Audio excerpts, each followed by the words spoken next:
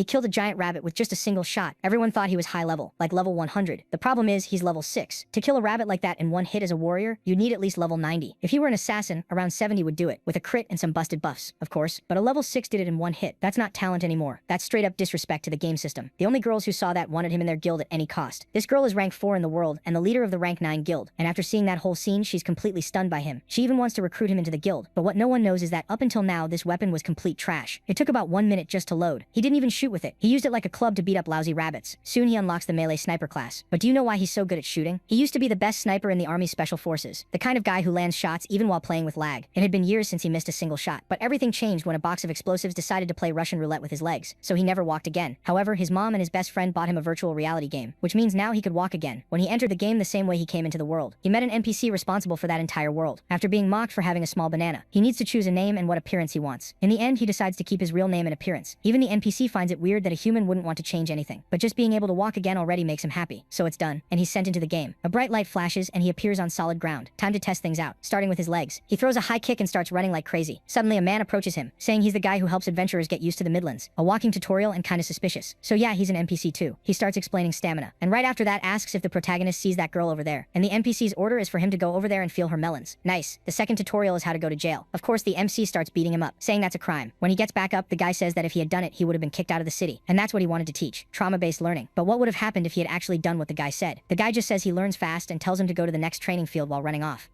The protagonist is testing his legs, running around the city like a maniac. He runs so much he even unlocks a pro runner skill. So now it'll take longer for him to get exhausted. He goes to a training field and grabs a sword to do a quick practice session. An instructor is yelling that in Middle-earth, as long as you still want to live, the god of combat will clear the path. When the protagonist swings for the first time, he realizes his body moved on its own, so he gets that this is combat assist. Thinking that's kinda weird, he decides to swing using his own skill instead. What he didn't expect was to completely destroy the straw dummy in one hit. Everyone's staring, shocked that he can do that at level 1, and the kid ends up gaining another talent. Out of nowhere, the scene cuts back to the redhead from before. She says she's happy to see him again, but the protagonist's like, it's only been a day. A bunch of different weapons appear around him, and it's time to pick a class. He spots a staff that looks pretty interesting and walks over, but before he grabs it, he sees a rifle that instantly grabs his attention. But the one holding it is that demon girl from earlier. He recognizes it. It looks like an M1 Garand, just less advanced. Then she corrects herself. It's an old musket, like from around 1700. All hyped up, he asks to try it out. She hands him gunpowder and ammo. Reloading is super realistic. Powder, ball, everything by hand takes forever. He complains it's heavy and slow, but anyone standing in front of it is gonna eat lead. He fires.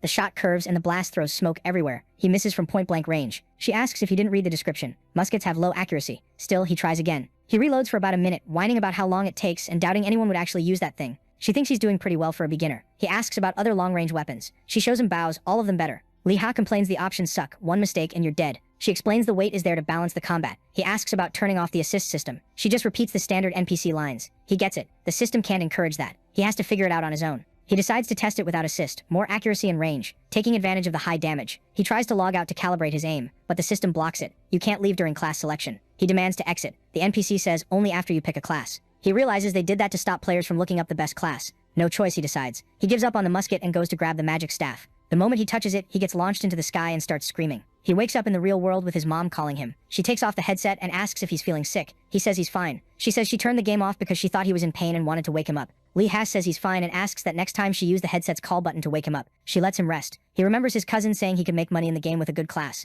Then it hits him. The NPC only lets you log out after choosing a class, but he got forced out. So what happened to his class? He looks it up and finds someone who had the same thing happen. They got a random class. And deleting your character would take 3 to 6 months before you could make a new one. He tries to calm down, telling himself he grabbed the staff before the teleport, so he must be a mage. He logs back in. Class Musketeer. So yeah, he's stuck with that awful weapon. Better than waiting months, so he accepts it and gets new skills. One of them is bayonet charge, which he thinks is trash and burns all his mana in one hit. Lying there complaining, he figures at least he can use the bayonet if he misses. An adventurer comes up, another guide NPC, and gives him a quest, hunt rabbits. No choice. He heads out to the field. He watches other players hunting white rabbits. He spots one and lines up his first shot. Breathe, aim, fire. The rabbit ricochets. The smoke blocks his view, but there's no way he missed, right? The rabbit stares at him, pissed he missed badly. He tries to reload while the thing charges him. Too late, before he can even pour the powder in, he gets kicked. No time to reload, and he could actually die, so he does what he knows, run. After he gets some distance, he thinks about shooting again, looks back. The rabbit is right on him, running insanely fast. It catches up and lands another kick, hitting like a gunshot. Other players comment that if you're getting beat up by rabbits, you should just uninstall.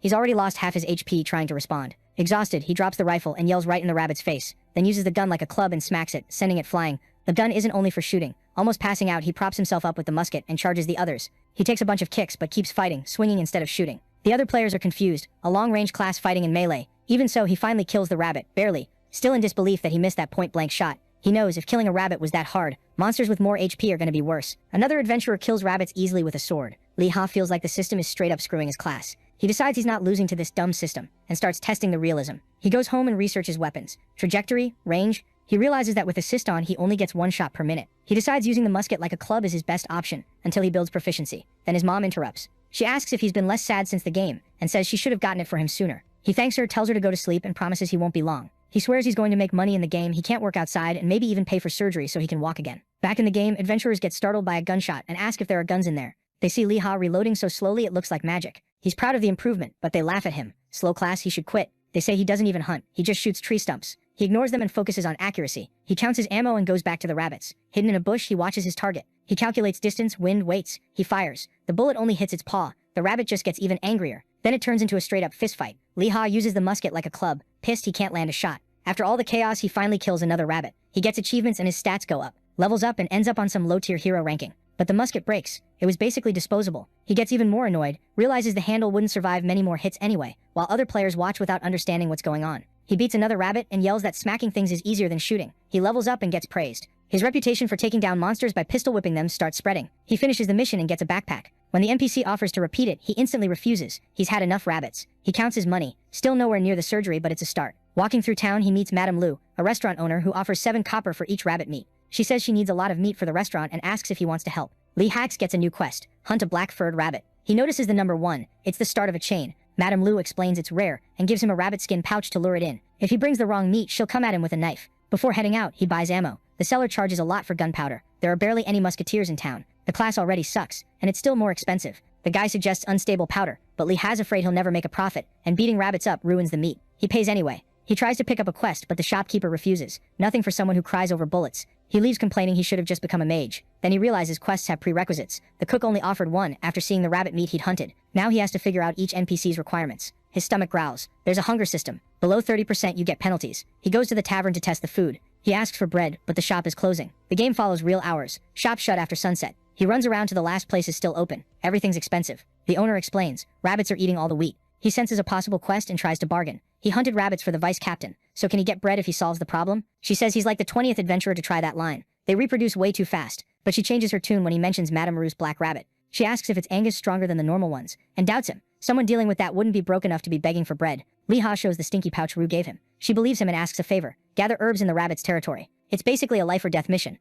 all for bread and a few coins. She says Angus probably makes the other rabbits more aggressive. He's called Angus the Black. His fur turns black when he gets mad. Lee Ha says he can do the quest, but he's starving and might pass out. A loaf of bread would help. Annie asks if he's just going to eat and disappear. He promises he'll follow through. She hands over the bread but makes it harder. Now there's a time limit. If he fails, he loses friendship with her and the castle NPCs. He agrees and heads out. The negotiation even gives him a new skill, haggling. He ignores it. He has no idea how he's supposed to finish in under 12 hours. A group is recruiting players to hunt black rabbits. He asks to join and embarrassed to say musketeer. He says long-range shooter. They almost reject him because his gear is trash, but since it's a weak boss, they let him in. Someone else disagrees. If they die, they can't redo the mission. The leader tells Lee Hacking to get lost. At least he finds out it's not the same quest. Alone, he counts his ammo and gets ready. He goes to other shops and convinces NPCs to accept other rabbit parts too, stacking multiple quests together. His haggling level goes up. With 12 hours left, he spends 4 training. After that, exhausted, he reaches level 5. The musket handle is worn down from being used as a club. It could break. With his bag full of items, he hears a scream. He watches from a distance. It's that earlier group in trouble. The archer is already dead, and everyone's wondering if this was really a beginner mission. Mages attack, the cleric heals, the warrior tries to tank. They're losing HP fast. They're fighting a giant black rabbit. Not even a fire arrow does much damage. Lee Ha's jealous. Mages cast spells in seconds while it takes him forever just to shoot. The tank goes down, the group runs. Under the moon, the monster looks massive. It really is Angus the Black. While he's thinking of a strategy, he sees the players running and yelling at each other. Then he realizes it's not just one, there are 2 giant rabbits. He panics. After level 5, dying makes you lose a whole level. And one hit from something like that would wipe him out, especially when even the small rabbits were already a pain. Since he has 5 quests involving these things, he decides to try anyway. If he fails, he loses friendship with basically the whole town. Get up and remember, a musket exists to drop someone with a single shot. As a trained sniper, he trusts that, especially in a world that simulates reality. He dumps all his points into dexterity. Once it's over 55, he gets ready to go all in. While the other adventurers run, he draws the rabbit's attention to buy them time to escape. His attack is high. He just needs to land 1 shot. If he misses, it's over for everyone. He loads the gun, but 2 players sprint straight toward him, with the rabbit right behind them. He asks why they came back. The The red-haired mage yells at him to hurry up and save them, or they're done. They talk so much trash he actually considers shooting them. He takes a deep breath, remembers his training, waits for the moment. The rabbits catch up to the mages, who drop to the ground right in his line of fire. He shoots. The bullet whizzes past the mage's head and nails one rabbit right in the forehead. It drops dead. The cleric keeps running from the second one and falls. No time. Lee-Ha grabs the mage and runs. Or they'll be next. She's stunned. It was one shot. Is he high level? He just wanted time to reload. He didn't expect the cleric to die. He needs to keep his distance until he reloads, but the rabbit finishes off the cleric and comes after them. He thinks it's over and keeps running anyway. A blue-haired girl appears up ahead, casting magic. The witch tells them to duck. Ice spears shoot out and almost hit Lee-Ha, freezing the monster in place. In the chaos, she asks his name. It's to form a party. She wants to pay him back for saving her life. He answers. The party is formed. She makes a fire tornado and throws it at the frozen rabbit. The monster finally dies. Lee-Ha levels up and gets a group, but he's worried the item's burned, and she takes the loot. She explains, she got the last hit, so it's hers. Since he killed the first one solo, he can keep that one. She smiles, fair trade. After the fight, the two girls start following Lee-Ha, and it annoys him. The ice girl introduces herself as Ram Hwayeon, and he adds, the other one is Ram Hwajung. The fire mage thinks it's weird he doesn't know them. Hwajung is famous in Hong Kong, nicknamed Snowflake. Lee-Ha asks if they've heard of him. When they say no, he says he's not obligated to know anyone either. He tries to say goodbye and leave. Ram points out the herb he was looking for is still there. He's confused. They said the location was secret, and he worries he might have failed the quest.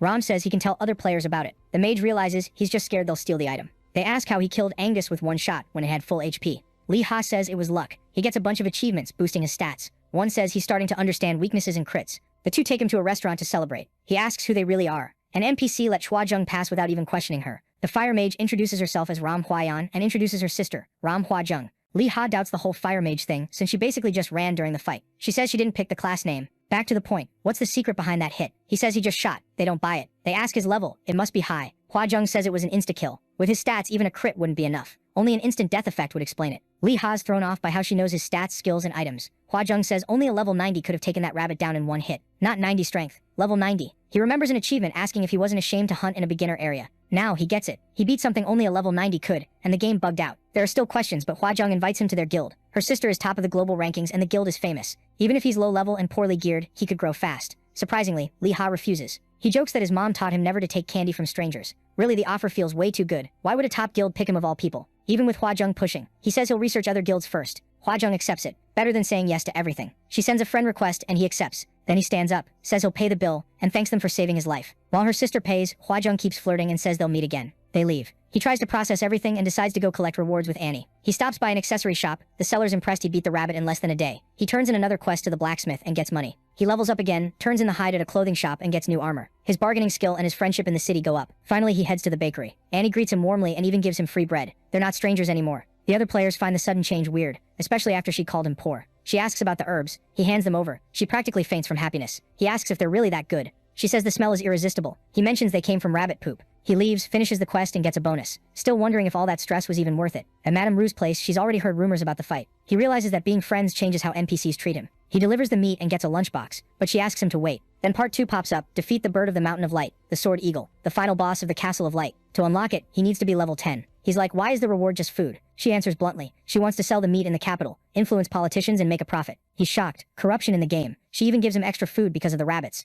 When he checks the lunchbox, he realizes it gives permanent buffs and it's a rare item, only below epic and unique. He could sell it and make good money, but the tag says it can't be traded. That kills his excitement. Still, he thanks her. It's rare either way. Better stay humble. Life changes fast. Feeling confident, when Madame asks about the eagle, he accepts immediately. He leaves and checks his status. Level 8. He needs 2 more levels, so he goes to grind. Before that, he eats the food he got. It's so good it draws other players' attention. He praises the GMs for the realistic texture. Ready to train, until he realizes he's out of bullets. He curses the GMs and heads to the shop. He figures being friends might get him a discount. Nope, the shopkeeper is still rude and overpriced. He only buys 23 packs to save money. The shopkeeper notices he's got cash and catches a weird smell. Lee-Ha says it's rabbit meat. The guy freaks out. It's not rabbit, it's bread. He remembers Annie's bread made with that herb. The shopkeeper recognizes the smell and asks for a piece. Lee-Ha refuses. It was hard to get. The man offers a silver coin. Lee-Ha asks for 5 and almost blows the deal. He activates haggle and holds his ground. The shopkeeper starts bargaining again, offering extra ammo and 2 coins. Lee-Ha sticks to 5, but the guy has a limit. After a lot of back and forth, they settle. The bread for 70 packs of ammo. Lee-Ha also asks for the gunpowder supplier's contact, and the shopkeeper agrees. In real life, he celebrates. Saving on gunpowder already helps. He wants to get rich fast so he can take care of his parents. For now, he relaxes watching Middle-earth Diary, checking prices and possible quests. The commentators announce Middle-earth news and changes in the top 10. They also talk about Ram Hwajung's run through the Castle of Light. She's famous after all. We also find out she's the eldest daughter of the CEO of the Ramlong Group. They ask why she'd be in a starter town. Someone being interviewed says she was looking for a player to recruit. Nobody knows who it was, but they must have been strong. Li Ha realizes it was him and feels relieved nobody saw his face, until the commentator mentions the player used a firearm. He freezes. He was the only musketeer there and falls out of his chair. To make it worse, they posted a video of him talking with the girls, and you can see his face. The comments say he was pretending to be a newbie just to get their attention. He kind of likes that theory, until people start asking what idiot plays musketeer these days. He thinks joining a guild would help him level up, but it still feels too good to be true. He decides to go back in-game and grind. In the game, he turns in fox pelts, crappy reward, and takes another mission, hunt wolves. He gets a free repair coupon, which is great since his gun stock is damaged. He heads to the plains, where there's even a danger sign. He sits and waits for a party. That way he'd have time to reload, but nobody shows up. He decides to hunt only lone wolves and save ammo until level 10. He crawls through the grass and sees a group fighting. The tank holds aggro, mages attack, healers heal. Jealous, he decides to make a move. He finds a wolf, preps his gun using a trick he saw on TV, and fires.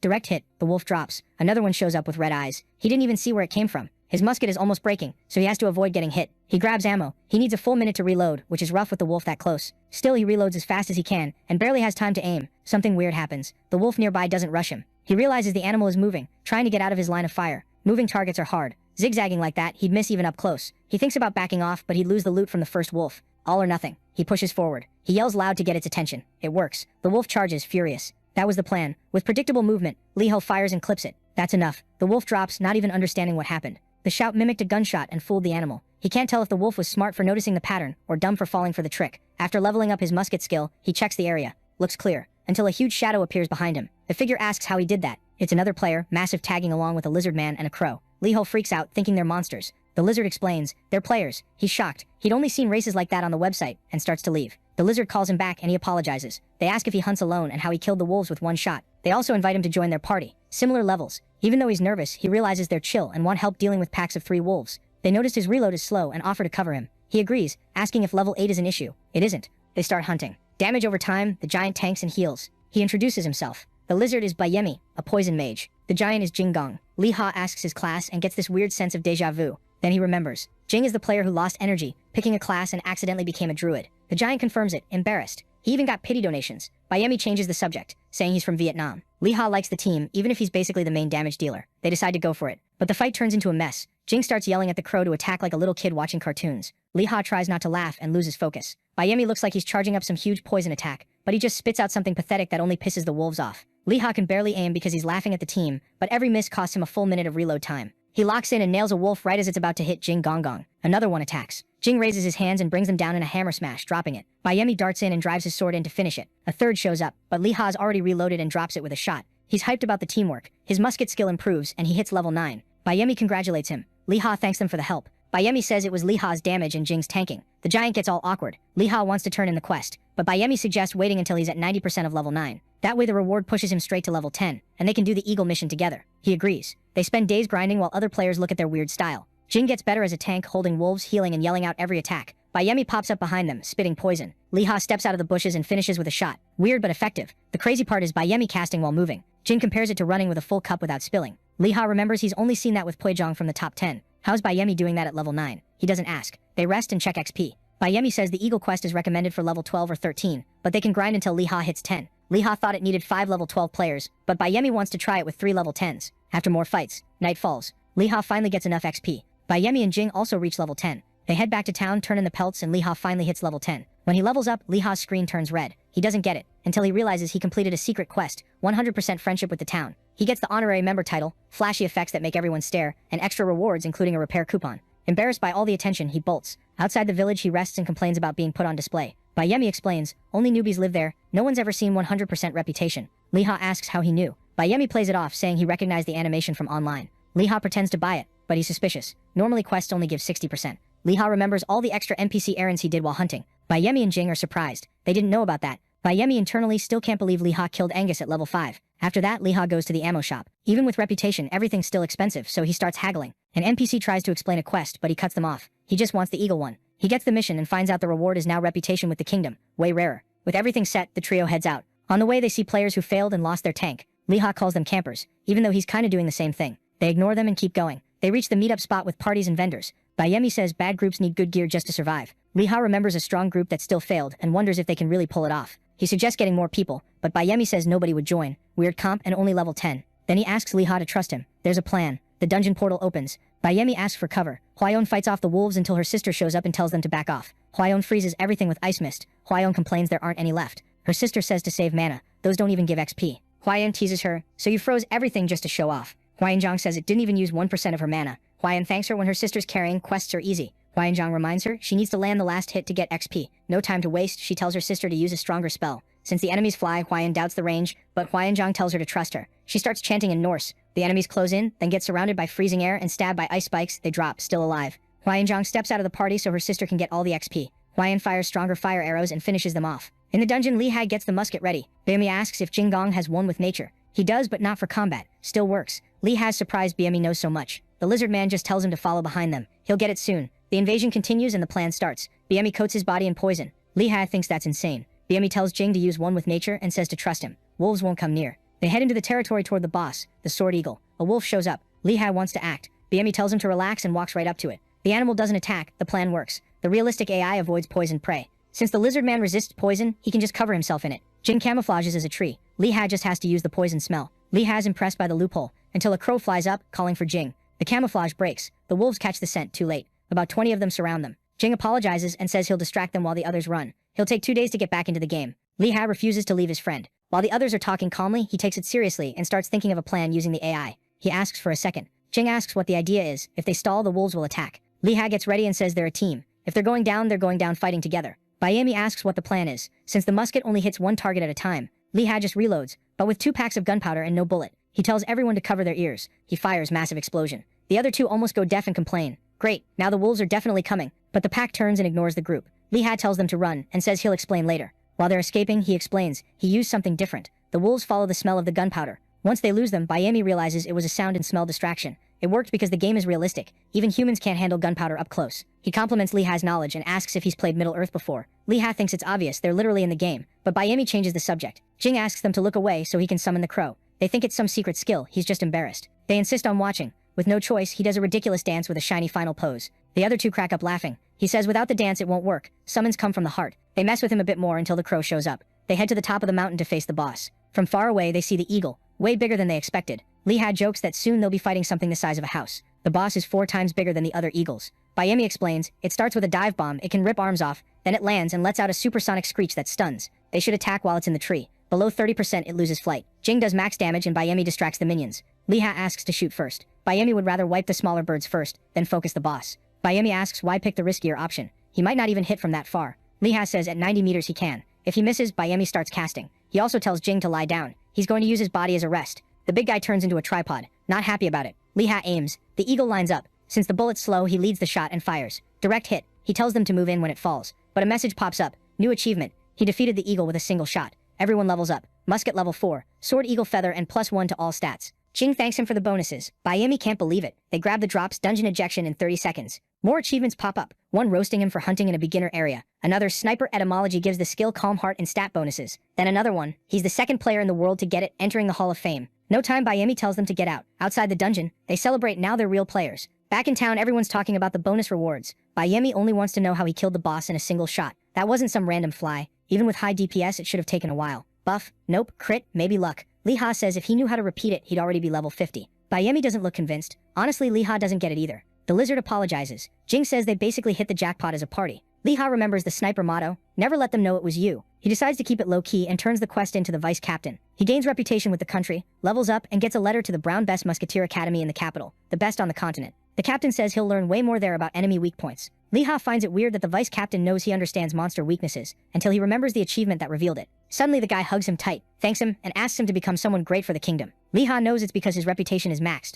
but it's still super awkward. Even other players think it's weird. He asks his teammates where they're headed. Jinggong is going to the Emerald Forest to train as a druid. Bayemi's heading to the Tamba jungle. Li Hai's leaving for the capital. Ail's group's over for now. They say goodbye, promising they'll meet again. Alone, he opens his status. Tons of achievements. High stats even though he's only been focusing on dexterity. He's level 12 now with free points. He finds a skill called Calm Heart. Boosts accuracy if he stays calm for 3 seconds. 30-second cooldown. He complains about how short it lasts, but figures it'll improve later. He goes to turn in the quest to Madame Ru. She recognizes him, gets way too close, and calls him by his title. She jokes, asking if the meat is fake. He swears it isn't. He hands over the eagle meat. She confirms it and makes the promised lunchbox, saying her husband was sad he didn't get to talk to him earlier. Then the husband shows up, huge and kind of creepy, staring at Li Hai instead of the meat. He thanks him with a crushing hug, and says only a true meat lover couldn't be a bad person. Then he asks if Li Hai wants to learn cooking. Li Hai thinks there's no chef class, but there are crafting skills. Since he can only have 2, maybe it's worth learning dishes that give permanent bonuses. He says yes. Chef Gyo Mifgar promises to teach him. A window pops up asking if he wants to train with the great chef. He accepts confidently. He cooked in the army, he should be fine. Training starts and the chef absolutely destroys the food he makes. The chef yells like a reality show host, saying not even a dog would eat that.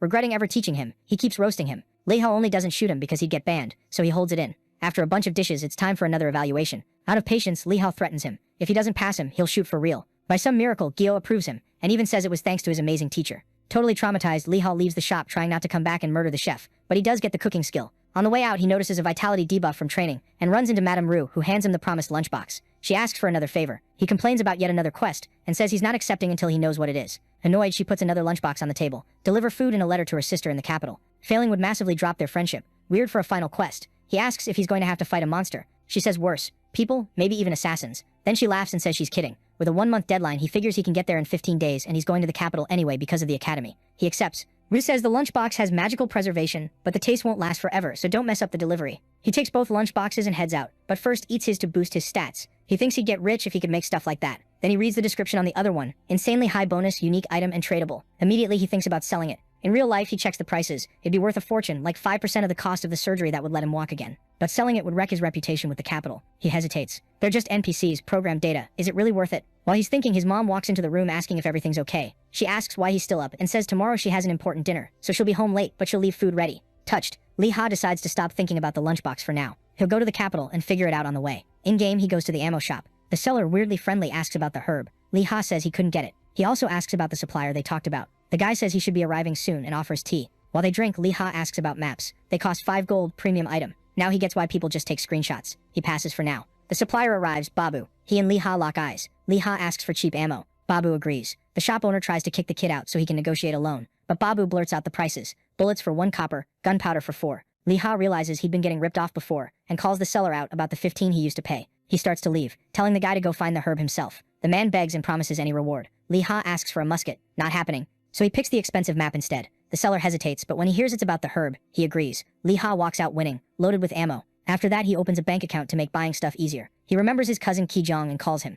Says he hit level 12 and they'll be able to meet up in the capital. Kijong's shocked that the Sword Eagle got taken down so fast, and promises to welcome him properly. He asks if Leha ran into Kwaijong. When Leha says yes, Kijong gets pissed. Leha jokes like, "What, are you her fan club?" Nope, he wants to take her down. He says his guild tried to surround her, and got wrecked easily while she was smiling. They lost levels, money, and he went days without sleeping. Now he wants revenge. Leha gets his cousin's problem, but it's not just that. Kijong says her sister is also wrecking the economy in small towns. Those two are such a headache that the 5 biggest guilds in the kingdom formed an alliance against them. Leha realizes that if he'd accepted the invite, his own cousin would probably beat him up in real life. They end the call saying they'll talk later. He's left thinking a lot of people mix up the game with real life. Maybe it's better to avoid guilds for now. He puts that aside and focuses on reaching the capital. He opens the map he just bought and realizes it works like GPS. He thinks back to the army. A sniper with a map always has the advantage. He checks his items enough and keeps moving. 3 hours later, he's already far away thanks to his running skill. A sign warns about ambushes in the area. When he enters the forest, he hears fighting nearby. A knight is facing a huge grizzly bear while the group supports him. There are snakes around too. The knight uses 2 shields, pure defense. More players come running in. Some bail, others want loot.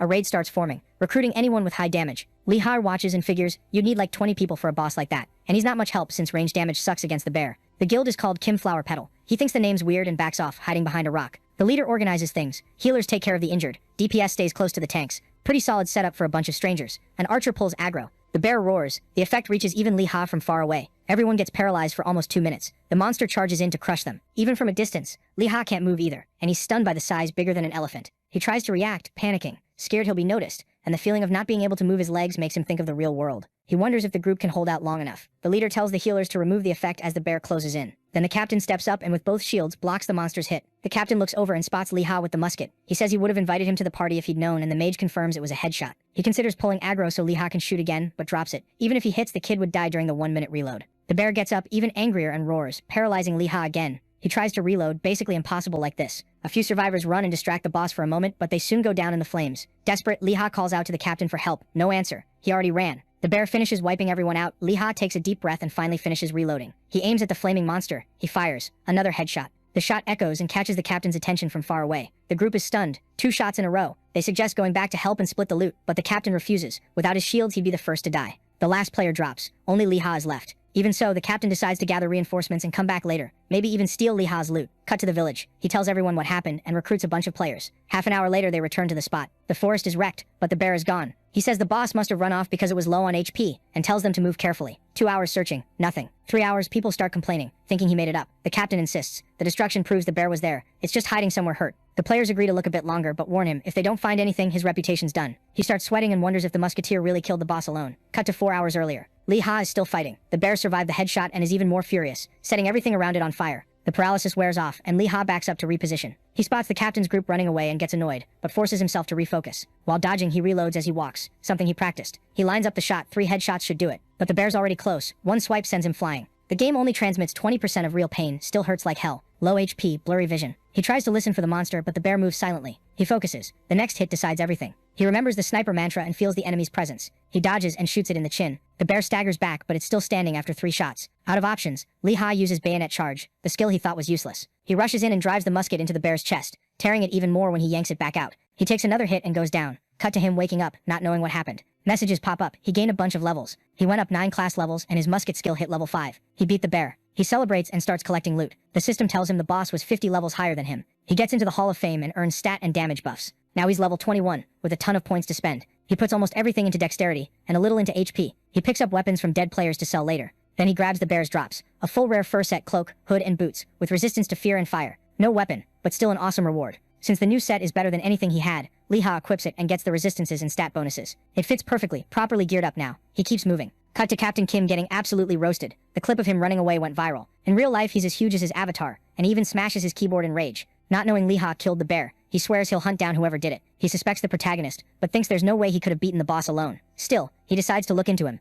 Back in the game, Lee Ha keeps going calmly. With fire resistance, maybe he can even tank Huion's magic. He thinks about his cousin and how he might have to face the sisters later. He opens the map. Biemi and Jingong are far away, and the sisters went to the Gamsubong kingdom. His stomach growls. He's hungry. He goes bear hunting. Since then, he's hit level 23. He finds one, checks the wind and distance, and shoots, just to graze. Weirdly, the bear doesn't react. The first set stops other bears from attacking him. Second shot, he drops it and collects the loot. At this pace, he'll hit level 30 before the capital. Another bear is watching, a white cub. Way too cute, and it grabs onto his clothes. Lee Ha realizes he might have killed its mother, and feels guilty. He can't shoot it. Instead, he gives it bread. The cub's happy. Honestly, it even looks like it could become a future pet. He tries to leave, but the sad look makes him stop. He sighs, picks the little bear up, and wonders what to do. He calls his cousin Kijinanong, and says he'll be late getting to the capital. His cousin tells him to be careful with bears, while totally ignoring studying so he can play raids. Lee Ha asks if you can have pets in the game. Kijinan thinks he means a horse. He asks about taming wild monsters. His cousin says it's basically impossible without a tamer class. Monsters see humans as enemies. Even so, the cub keeps clinging to him. He asks if he can raise a cub like a baby.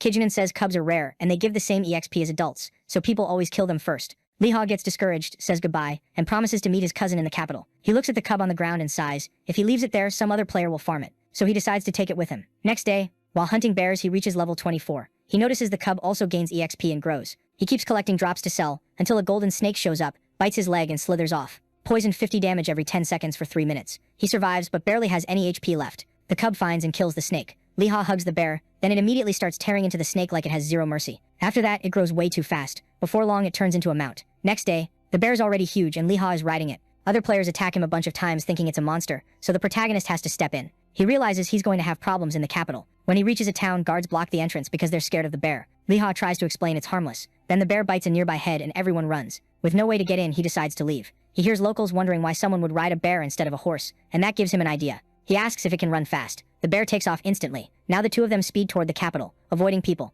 2 days later, they get close to Ailstock. When he sees the castle, he thinks about his lunchbox, the academy, and finally meeting up with his cousin again. Get off the bear and walk so you don't draw attention. But walking slowly doesn't help. Just getting close is enough to make players panic when they see a giant bear. Lee Ha tries to explain he's raised the bear since it was a cub, but nobody listens and they tell him to back up toward the walls. NPC guards show up and start getting ready to attack. Annoyed, he warns them anyone who comes near the bear is getting shot. The mages ignore him and throw fire and ice. Lee Ha fires to intercept and notices something weird. A mage steps in, raises a holy shield, and activates an anti-magic zone. The bullet and the spells get compressed into a sphere of light and vanish. The flash blinds everyone for a moment. When people can see again, a knight orders Lee Ha to lower his weapon. Nobody's allowed to cause trouble in Ailstock. They're holy knights. He says it was a misunderstanding and nobody will be punished. But if Lee Ha fires one more shot, there won't be any forgiveness. Lee Ha complains they attacked first. The knight agrees, but still, bringing the bear caused chaos. Even so, he's letting it slide. The female mages get a warning. Offensive magic is banned in the capital, but they were trying to protect civilians. The knight disperses the crowd. Lee Ha leaves relieved with the bear until they call him back. They ask him to come with them for a moment. He suspects it's an ambush.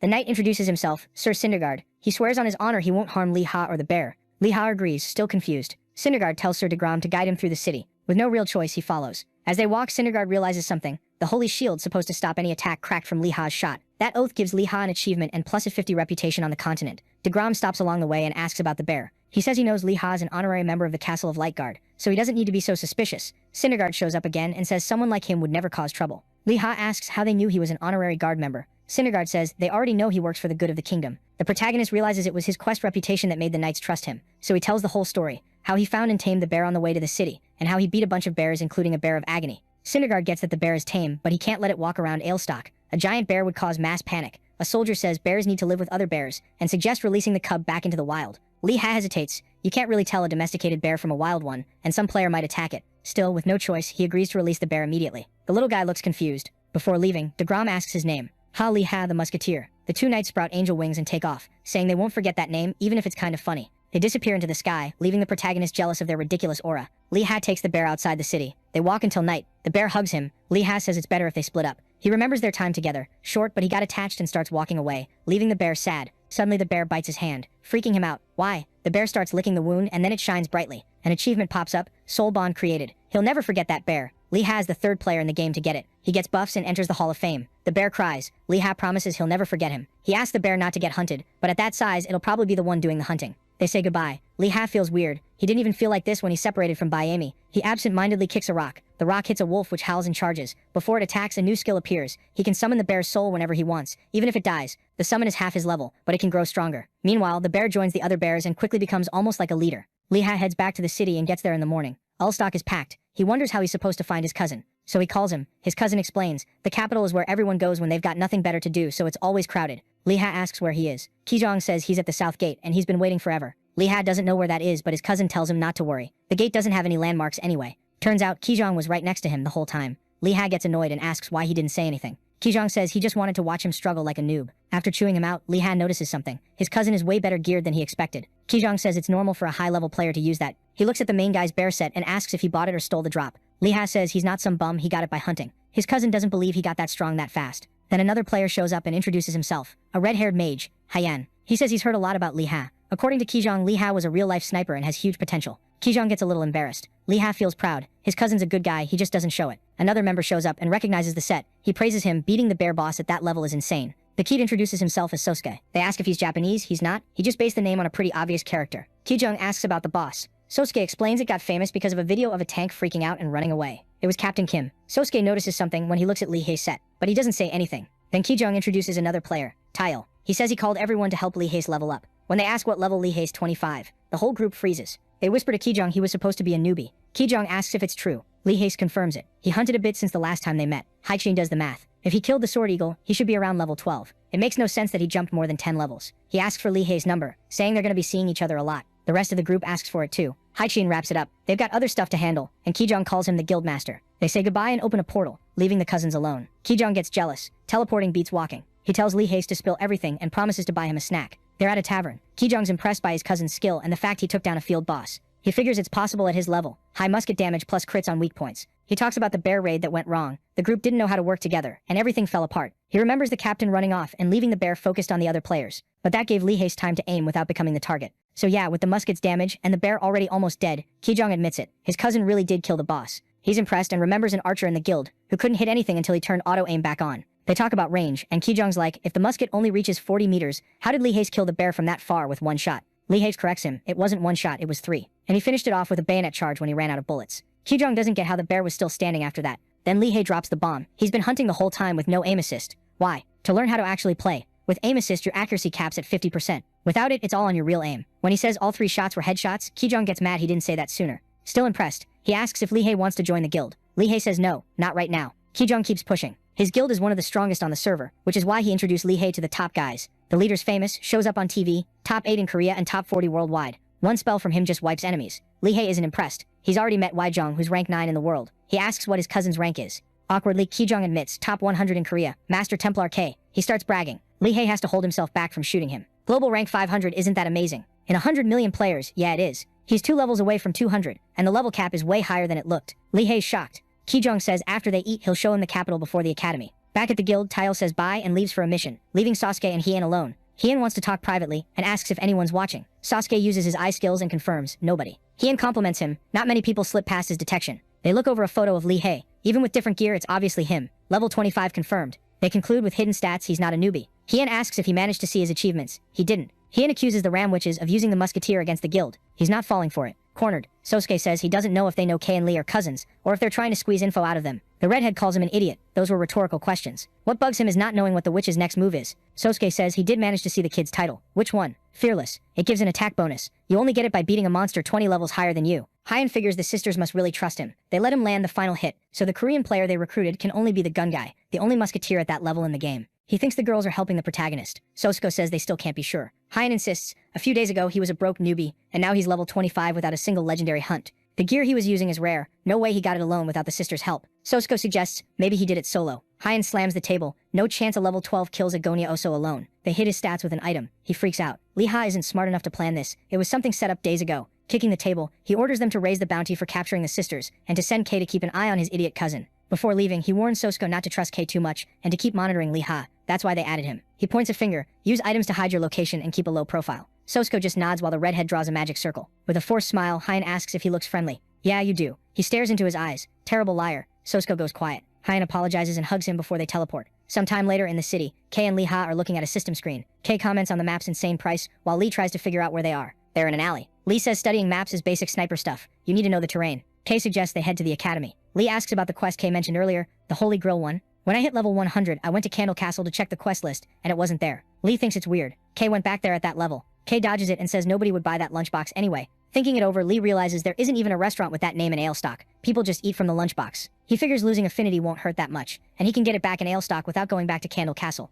Then he thinks, if he's the first to finish the mission, maybe a branch opens in the capital and changes the map. Kei says they should just eat the lunchbox already. It would give 4 levels, something that would take weeks, maybe months. He keeps going. Leveling high is hard, so just eat it. Time is money. Then he gets an idea. Lee Ha's surprised. Sell the item? While clothes dry on a clothesline, they talk it out. It'd be a waste to just eat it, and it also makes no sense to hoard food. Thinking about his mom, Lee Ha considers it. Selling it could pay for her surgery and help at home. Kei suggests talking to the guild leader to find a buyer. Lee Ha smiles and decides to go with him. What could go wrong? Kei starts his salesman pitch, saying he's already decided. Lee Ha says he'll think about it. Kei gets annoyed. He thought Lee said it was fine. I never said that. What is there to think about? Sniper stuff. Lee tells him to keep the item secret. Kei says he's in college, not stupid. Then someone says how nice it is to run into them again. 2 holy knights walk up. One greets them with both hands, the other just waves. Kei panics. What did Lee do to get hunted? Nothing. They argue about night duties until Lee tells his cousin to shut up and say hello. He introduces the one with the pompadour as Sir Cinderella. The big guy looks confused. The other one starts laughing like crazy. Between laughs, he introduces himself. Sir Digram. He tries to explain, fails, and laughs again. His partner corrects him, Cinderguard.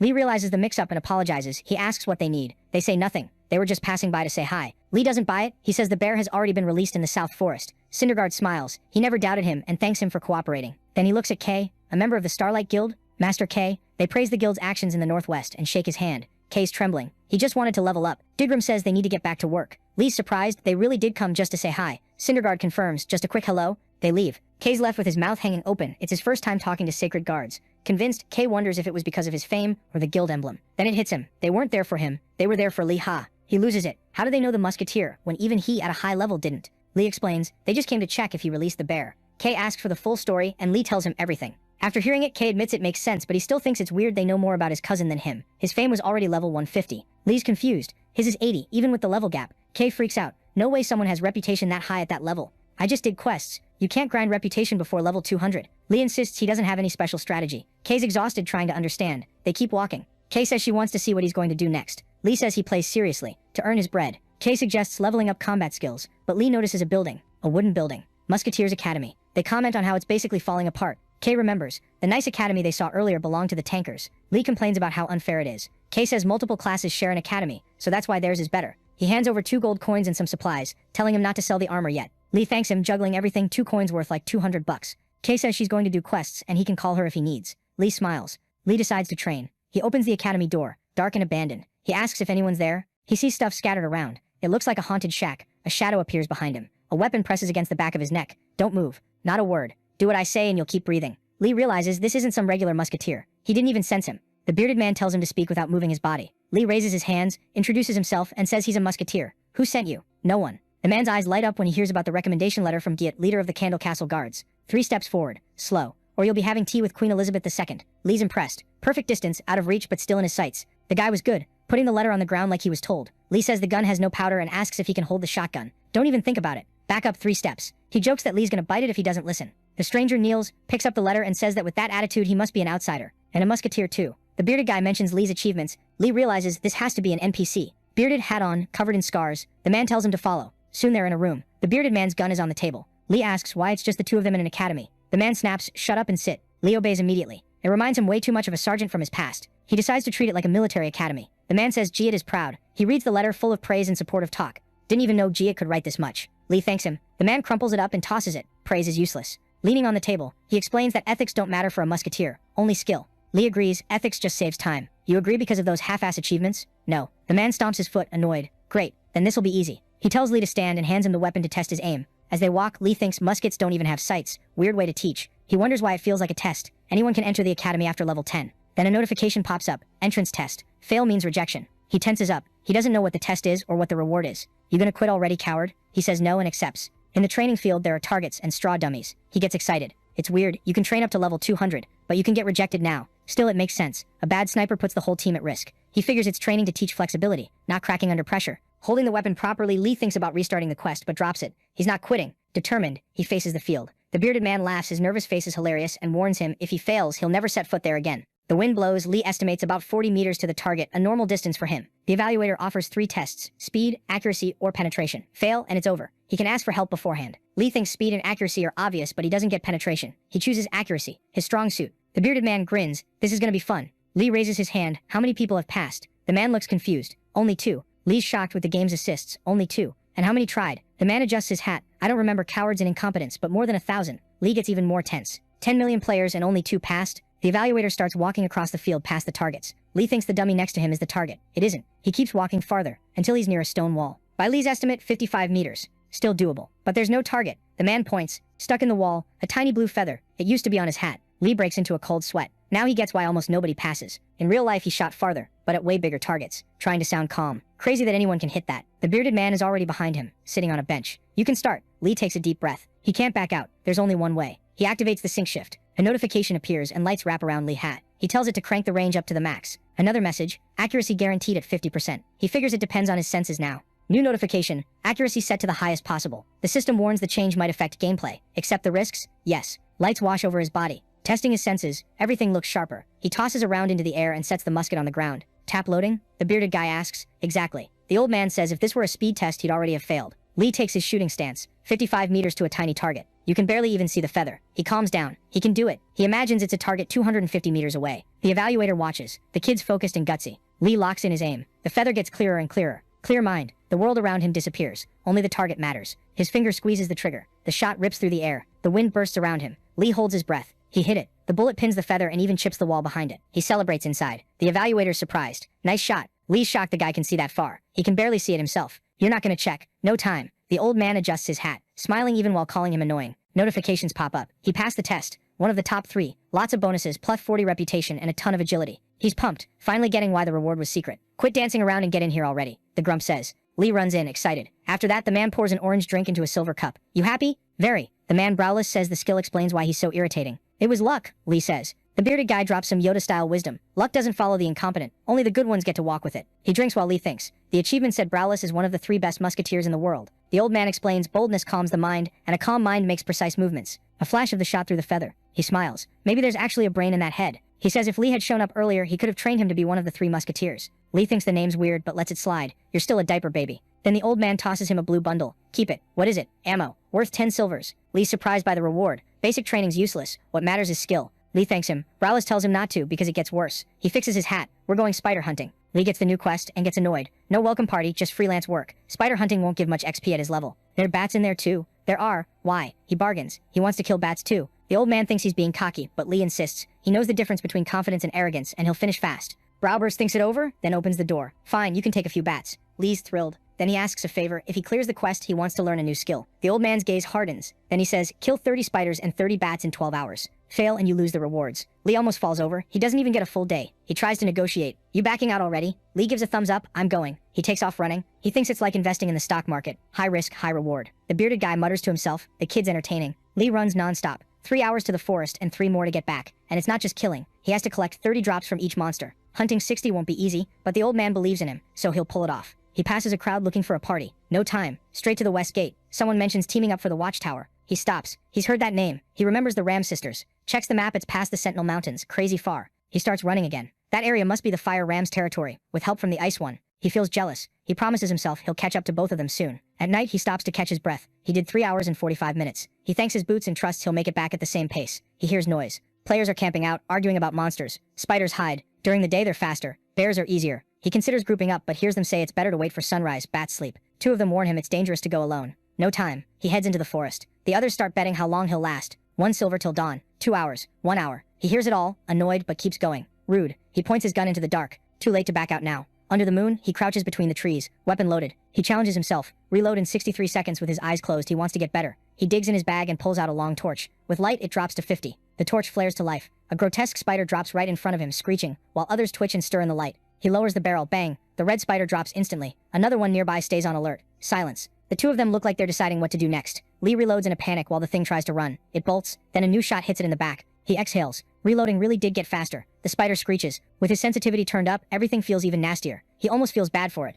He checks the body. No items. Drop rate under 50%. Terrible. He cocks the gun again. He's still got more than 10 hours. Time to make the most of it. Back at camp, they think Lee's already dead and the bets are a lost cause. One guy suggests going into the forest to check. Another's scared of the monsters. The gray-haired one just wants a quick look, confirm the death and grab the money. He grins, thinking about the kid's expensive outfit. If he died, it probably dropped. He even considers using the others as human shields. The 2 companions are jumpy archers. He's a mage, so he makes 3 fireballs to light the way. Nothing shows up. No monsters. Weird, not even one, and there aren't any dropped items either. They decide to keep going. One archer points at something. Up ahead, there's a greenish lake bubbling and giving off smoke. Is that a swamp? They ask if this is some kind of sick joke. There wasn't any swamp there before, so why was that thing so disgusting? The mage realizes it's not a swamp, it's a pile of fluids from the remains of all the mobs that got killed. He drops to all 4s and throws up, his stomach flipping. The archers yank him back. This isn't the time. They need to get out of there. A scream of agony cuts through the forest. The guys with bows tense up and tell the mage to get it together, because something's going on. One of the extras looks back after hearing weird noises and goes pale. A bunch of red eyes are watching the trio. One of them yells that it makes no sense for everything to be respawning at the same time, and one of the spiders leaps closer. The mage freezes. If the enemies are coming back all together, something's wrong. In seconds, they're surrounded by spiders and giant bats, and then they realize the main guy wiped all of them out in one go. Somewhere else, a hand grips the handle of a silver mug. It's browless, sitting alone at the Musketeer Academy, drinking and thinking time's running out. Suddenly something catches the bearded guy's attention. He turns on instinct. A moment later, he's got the barrel of his gun aimed at someone's back. Don't move. From another angle, you can see the grump pointing at the protagonist again without even realizing it, repeating the same old speech. He needs to keep quiet. Lee Ha turns to face him. So we have to go through all that again just because I left and came back? The old guy's eyes go wide when he recognizes who it is. How did this happen? Lee Ha drops a heavy cloth bundle on the floor, stuffed full. Here, everything you asked for. Spider legs, bat fangs, all of it. He smiles, acting like he didn't almost explode from stress doing the quest. And I brought extra too, just in case. The older guy opens it, checks, and just stares. You came back? Lee Ha frowns, kind of offended by the lack of faith. The head musketeer starts doing math in his head like that Nazare meme, trying to figure out how someone hunted more than 500 mobs in that time. He looks at the newbie's clueless face and thinks, no way. For that he would have had to shoot over 500 times without even breathing. Trying to hide his mental breakdown, he just mutters, impressive.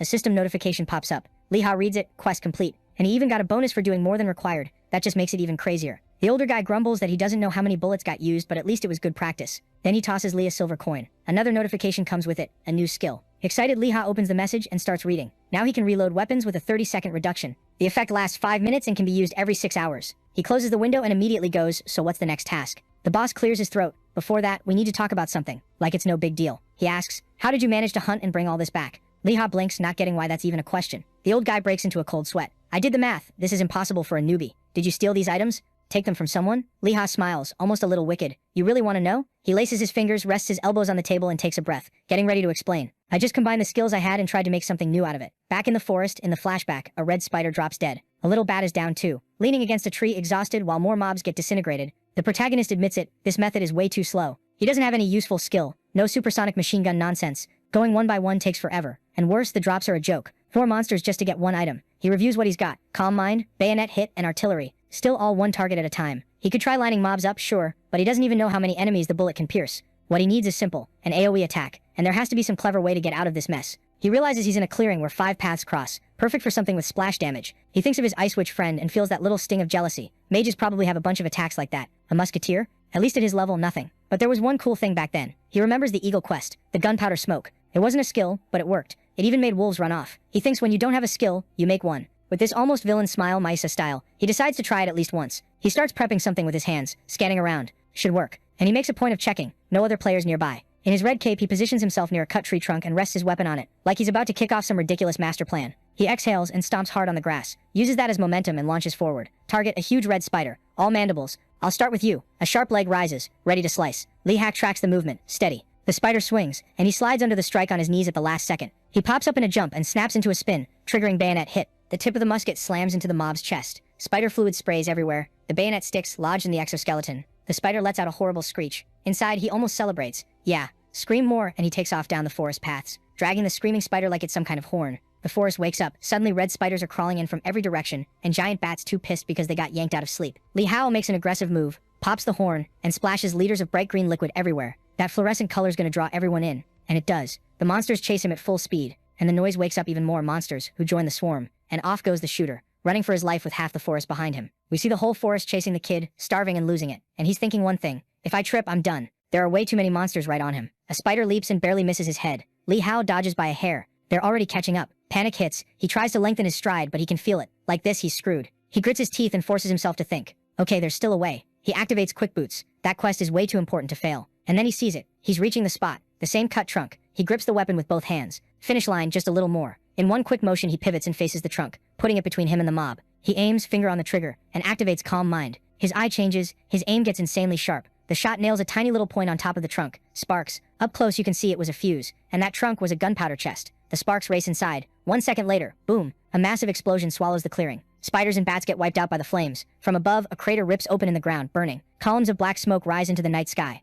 Lee Hatter backs away, safe, shielding his face from the smoke and the smell of burnt meat. Suit on his face, he gives a crooked little grin. Knew it. The crater turns into a full-on barbecue of spider and bat. He admits it blew up like a landmine. The blast radius was huge. This is more like an M18 Claymore. He rubs his hair, relieved he'd planted extra gunpowder in a few key spots and that he barely avoided getting caught in the blast. He grips his weapon tight and breathes. Worth it. He yells, celebrating. I did it. End of the flashback. We're back in Browliss's room. The bearded guy stares at him, kind of in disbelief. So, all you did was make a bomb? Lee Hatta shrugs. Yep. He starts explaining what a Claymore mine is. It wasn't perfect, it was improvised, but it worked basically the same way. And luckily he had enough ammo and gear to hit the targets. Browliss repeats slowly. Claymore. Like the kid just invented fire. He brings the cup to his lips again, watching the little glass of orange juice sparkle. You're something else. He sets the cup down on the table, grinning ear to ear. A pretty interesting newbie. Standing in front of the table covered in items, Lee Ha thanks him, kind of awkwardly. Browliss raises a hand. Before you thank me, think about something. Lee Ha looks confused when he asks what that says about his performance, whether it was really something a musketeer would do. The bearded guy reminds him, this quest was supposed to make you a better shooter. Lee Ha nods. I know, and I practiced shooting a lot at the start.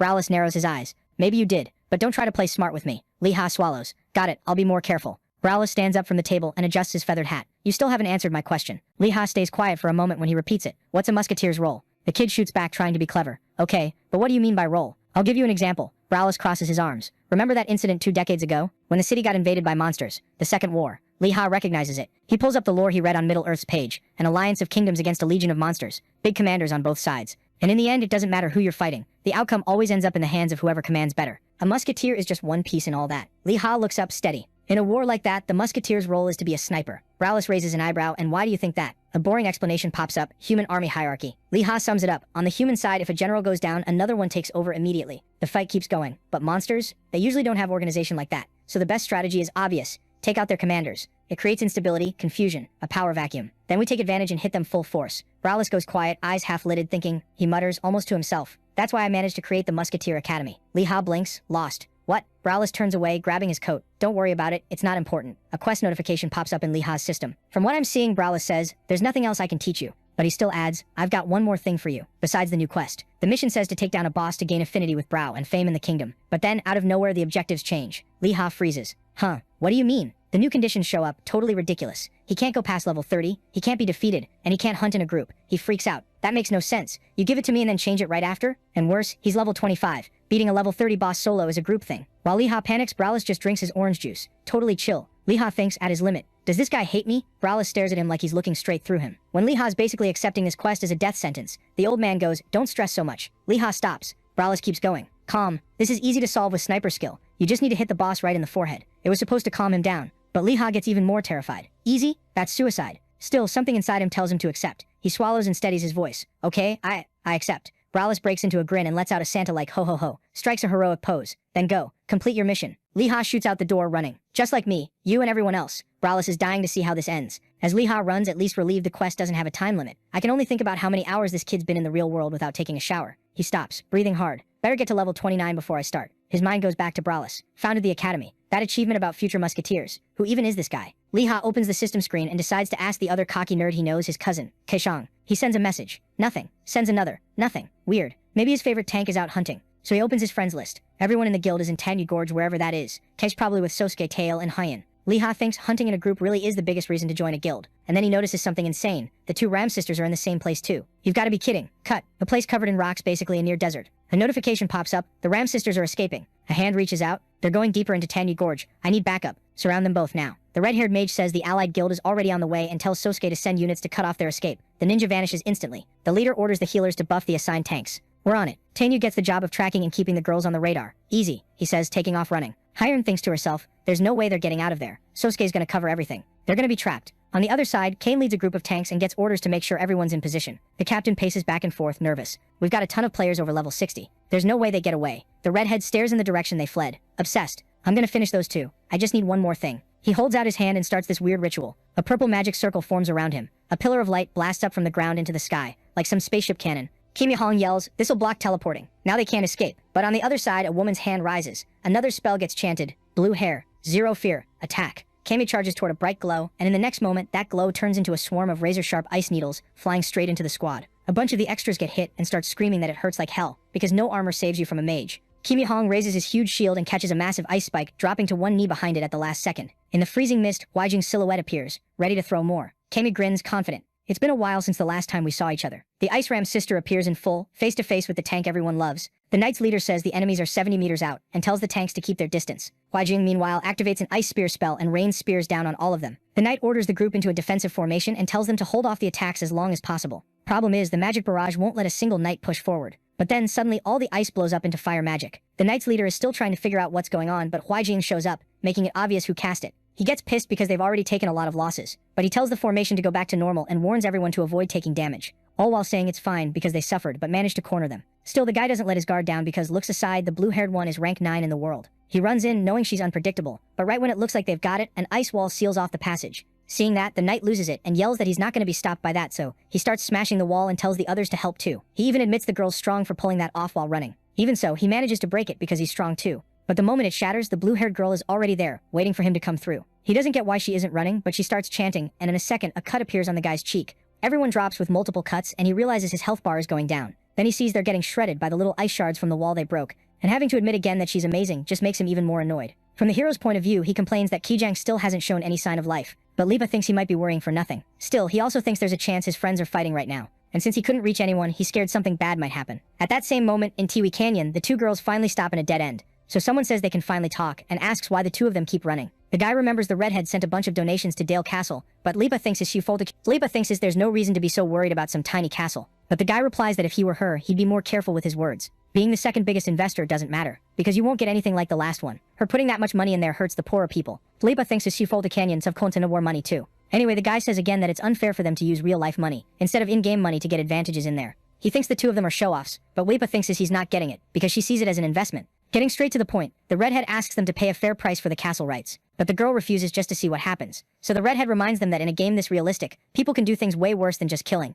and that seriously grosses both of them out. The girls don't want to play around anymore and get into formation, so the redhead's underlings move up in front of him. He's scared to death hiding behind the shields, and also embarrassed because he thought the blue-haired one was about to cast something. Weipa Thing says the 10 people sent to the escape route were defeated. The redhead doesn't think that's possible, because Weipa Thing's been standing there the whole time. Anyway, the blue-haired girl says there are only 44 people left. The redhead girl says that's less than she expected from the Koreans, but the redhead guy doesn't believe it. Either way, Hoyan casts a fire spell called Fire Arrow, and shoots a bunch of them up into the sky. The redhead wonders why she did that. He already blocked teleportation, so nobody should be able to come. Sasuke's group was also guarding the other route, so he figures there's no way anyone can beat a level 200 black ninja. The guy says again that the girls should just accept the offer, but he also thinks it'd be good to make them feel what he's planning to do to them. So he tells his men to get ready to cast, but then he feels a chill that freezes him in place and makes him drop to his knees. The Shield Knight yells that it's a negative status effect. The healers get called over, but they can't do anything. Hwajeong wasn't supposed to be able to do that, but there were more people up on the cliff. And not just a few either. It looked like a whole army. The guy recognizes the flag at the top as the Golden Dragon Guilds, but he doesn't get why they're there. Huajiang's guild and Golden Dragon had fought before, but apparently the 3 Chinese guilds decided to work together. In both numbers and strength, Golden Dragon is the strongest in Asia,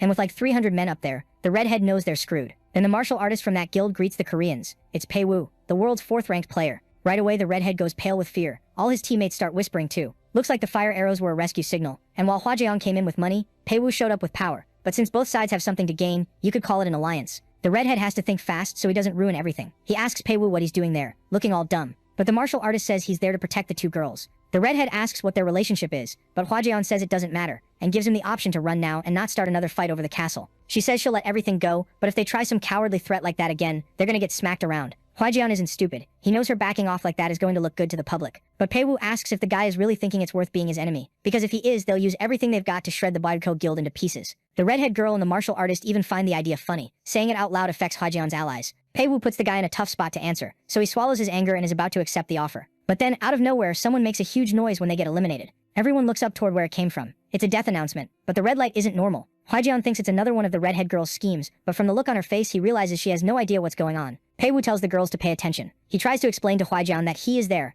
but since she doesn't really get it, she asks if he means the berserker. The berserker Agromny Igor is the 3rd strongest ranker. He'd been thinking it was weird not running into anyone in the places he'd been hunting, but now it made sense. Anyway, in his beast form he uses a skill called Great Cross. Down below, Pei Wu gets worried because they couldn't stop the transformation. But since this twist is good for Huajiang, he doesn't waste time and orders all his teammates to attack together, because they're going to kill the girls and then run away. Again, the hero gets upset because his message didn't get a reply. He wanted to ask about the brown bess, but figures it's better to see if the NPCs can help. Leia heads to a tavern, thinking the NPCs there might have some info, and the moment he walks in, they really are gossiping about the insanity going down in Tiwi. They talk about all the rankers fighting, how 200 people died, and how a bunch of guilds are involved. Since they kept getting in Igor's way while he was trying to level up, he went after the Golden Dragons, and the Koreans got caught in the middle. Luckily, the hero sees Kijong is still logged in, but he's really worried. The problem is, right after that Sasuke logs off and out of nowhere a bunch of others log off too. So the hero decides he should log off as well and ask in person. When he steps out of his VR platform, he calls his friend and asks if he's okay. Kijong apologizes for not replying, but the hero wants to know what happened in the fight. So his friend says the world rankers are insanely strong on a scary level. He also says the protagonist needs to focus on leveling up if he doesn't want to get hurt. Then he says he's going to do that and hangs up. But that weird behavior just makes Lee even more curious. He goes to watch a video on a forum and that death animation pops up right when the berserker showed up to fight. That crimson light appeared right before the players died, and Igor absorbed it with his power. It left everyone shocked and he charged in bloodthirsty before they could even run. Still, Pei Wu managed to save at least 2 of them, so the 2 rankers ended up face to face. Agromny asked who the kid was and whether he was going to get in his way. But then he noticed there was another fight happening down below. He saw the 2 girls and realized that's what the martial artist was focused on, so he immediately tried to go after their weak point. Agromny left the redhead not knowing what to do. Pei Wu yelled for them to get out of there. Then the blue-haired one shoved her friend back and activated a spell called Ice Forest. Huge ice trees shot up toward the berserker, but he got seriously pissed and dodged it, speeding up. That magic also messed with the Korean group, so they tried to break it, but the berserker got there first, and he scared everyone because it looked like he was trying to attack them too. There was an explosion on the side of the mountain, and when the dust settled, Agromny raised his sword at all the Asians. After a little joke about how they all look the same, the big wolf guy swings sideways to knock down the tree, but it only makes a small crack. He realizes he won't be able to break it in one hit, so he decides to wipe out the Koreans first. Kijong shouted for the tanks to protect the guildmaster and hold formation, but the wolf guy got there first and cut through everyone like it was nothing. He took down 2 in a single strike, and then his sword came in at an unbelievable speed, sending 2 more straight to the grave. After that, he absorbed them like a vampire, but Pei Wu came flying in with a kick and sent the guy flying back. Everyone was stunned, but Igor was shaking with rage. Anyway, the martial artist raised his hands like he was calling him to fight, and the wolf guy flashed a super eager grin. After that, they started trading blows head on. The 3rd and 4th in the rankings were moving so fast you couldn't even see what was happening. That was the perfect time for the Koreans to run, but the ice tree magic was still there. A bunch of warriors were fighting off ice arrows, and they started taking even more losses, but one of them held on because he was really close. So before cutting down the girls, he apologized but told them to just die already. Pei Wu shouted, and the sword slash came in, but the guy was shocked when he saw his sword was stuck in some ice vines. It was a magic trap that tied him up with these thin little threads, and now Pei Wu was furious at the Koreans too, because he helped them against the berserker, and then they tried to kill his allies. Tal Hyung doesn't panic because he knows his Highlander class has more range, but having more range didn't mean anything against the 3rd-ranked player in the world. Kijong yelled, worried about his friend. The martial artist rushed in and said he was going to teach the kid what honor really means, but at the last second, a shield charge activated. The martial artist couldn't finish the kick because Kijong jumped in to save his teammate. He managed to block the hit, but he knew he wouldn't be able to block the next one, so he grabbed Tal Hyung and started running. Pei Wu was about to get them from behind, but the berserker showed up right on time. Tal Hyung wasn't waking up, so the blonde guy said he was going to go get help from the healers. He was about to bring them there, but it didn't take long for the martial artist to get taken down. And after he went down, Kijong looked at the berserker, pissed off because he didn't get much blood while they were talking up on the mountain. The big wolf guy says he needs to be fully topped up on blood. Kijong tells him to shut up, but the berserker smacks the shield away with a slap and then grabs the kid by the neck. The kid's basically screwed because he already used up all his defensive skills earlier. On top of that, the strength gap was huge. So since Igor needed blood, he just took it from the kid. That berserker Agromny Igor is a level 260 giant who can turn into a werewolf. When he transforms, his vitality drops, but he can drain life from monsters or other players. Meanwhile, the hero is only level 26, but Kijong is almost level 200, so he doesn't think he'll just die without doing anything. Kijong was the one who introduced the game to the protagonist when he was depressed about not being able to walk. He's a solid friend, so seeing him get killed that brutally makes the hero want revenge on Igor. Leah thinks he's about to grind levels like crazy now, because that's the only way he'll ever be able to go after that psycho. So, back on the platform, he's hoping Igor's ready for what's coming. Back to the fight in the ice forest. People are screaming in fear. The redhead is trying to find Pei Wu and complains that all of this is happening because of the berserker. Pei Wu had a chance in a one-on-one, so backing off was the best move. Hei Weian asked to leave, but her friend started casting an ice crystal spell. She didn't even pay her any attention, but then she apologized and also told her friend to die. As hard as that is, she agrees, as long as her teammate promises she'll wipe all of them out. That makes the blue-haired girl feel calmer about going through with it. The werewolf hears the noise behind him and immediately gets hyped to fight. The problem is the blue-haired girl is basically done with the casting. Hei Weian knows that if that magic goes off, everyone's going to die, but the redhead says it's already too late. So Hei Weian releases the power and it spreads through the air, freezing and killing all the players like it's nothing. And since she can't control it, it reaches the redhead too, who says she'll be back in 48 hours, then disappears. In Ailstock shopping district, the hero made 4 gold selling the items he picked up the other day. The musket costs 3 gold, so he figures he'll keep leveling with the weapon he already has. Then suddenly someone calls out to him smiling, asking if he knows him. The protagonist says he doesn't, but the guy shows 2 shields which makes Lijha remember the warrior who used those at the bear hunting grounds. Not even pretending anymore, the guy accuses Lijha because of his gear of taking the items that drop from the players. The hero says he has no idea what he's talking about, and the guy yells that he's been looking everywhere for him and finally found him. Still, Lijha remembers how the guy asked to join the party, but when it was Lijha's turn to ask for help, they straight up ignored him. While the shield guy was running off with the survivors, the hero fought the bear and his gear was proof of that. Lijha says the guy needs proof to accuse him. So the guy admits the kid beat the bear, but tells him to give back the player's items. The hero says he doesn't even know where they are, and the guy snaps, pissed, that when a veteran asks, a noob obeys.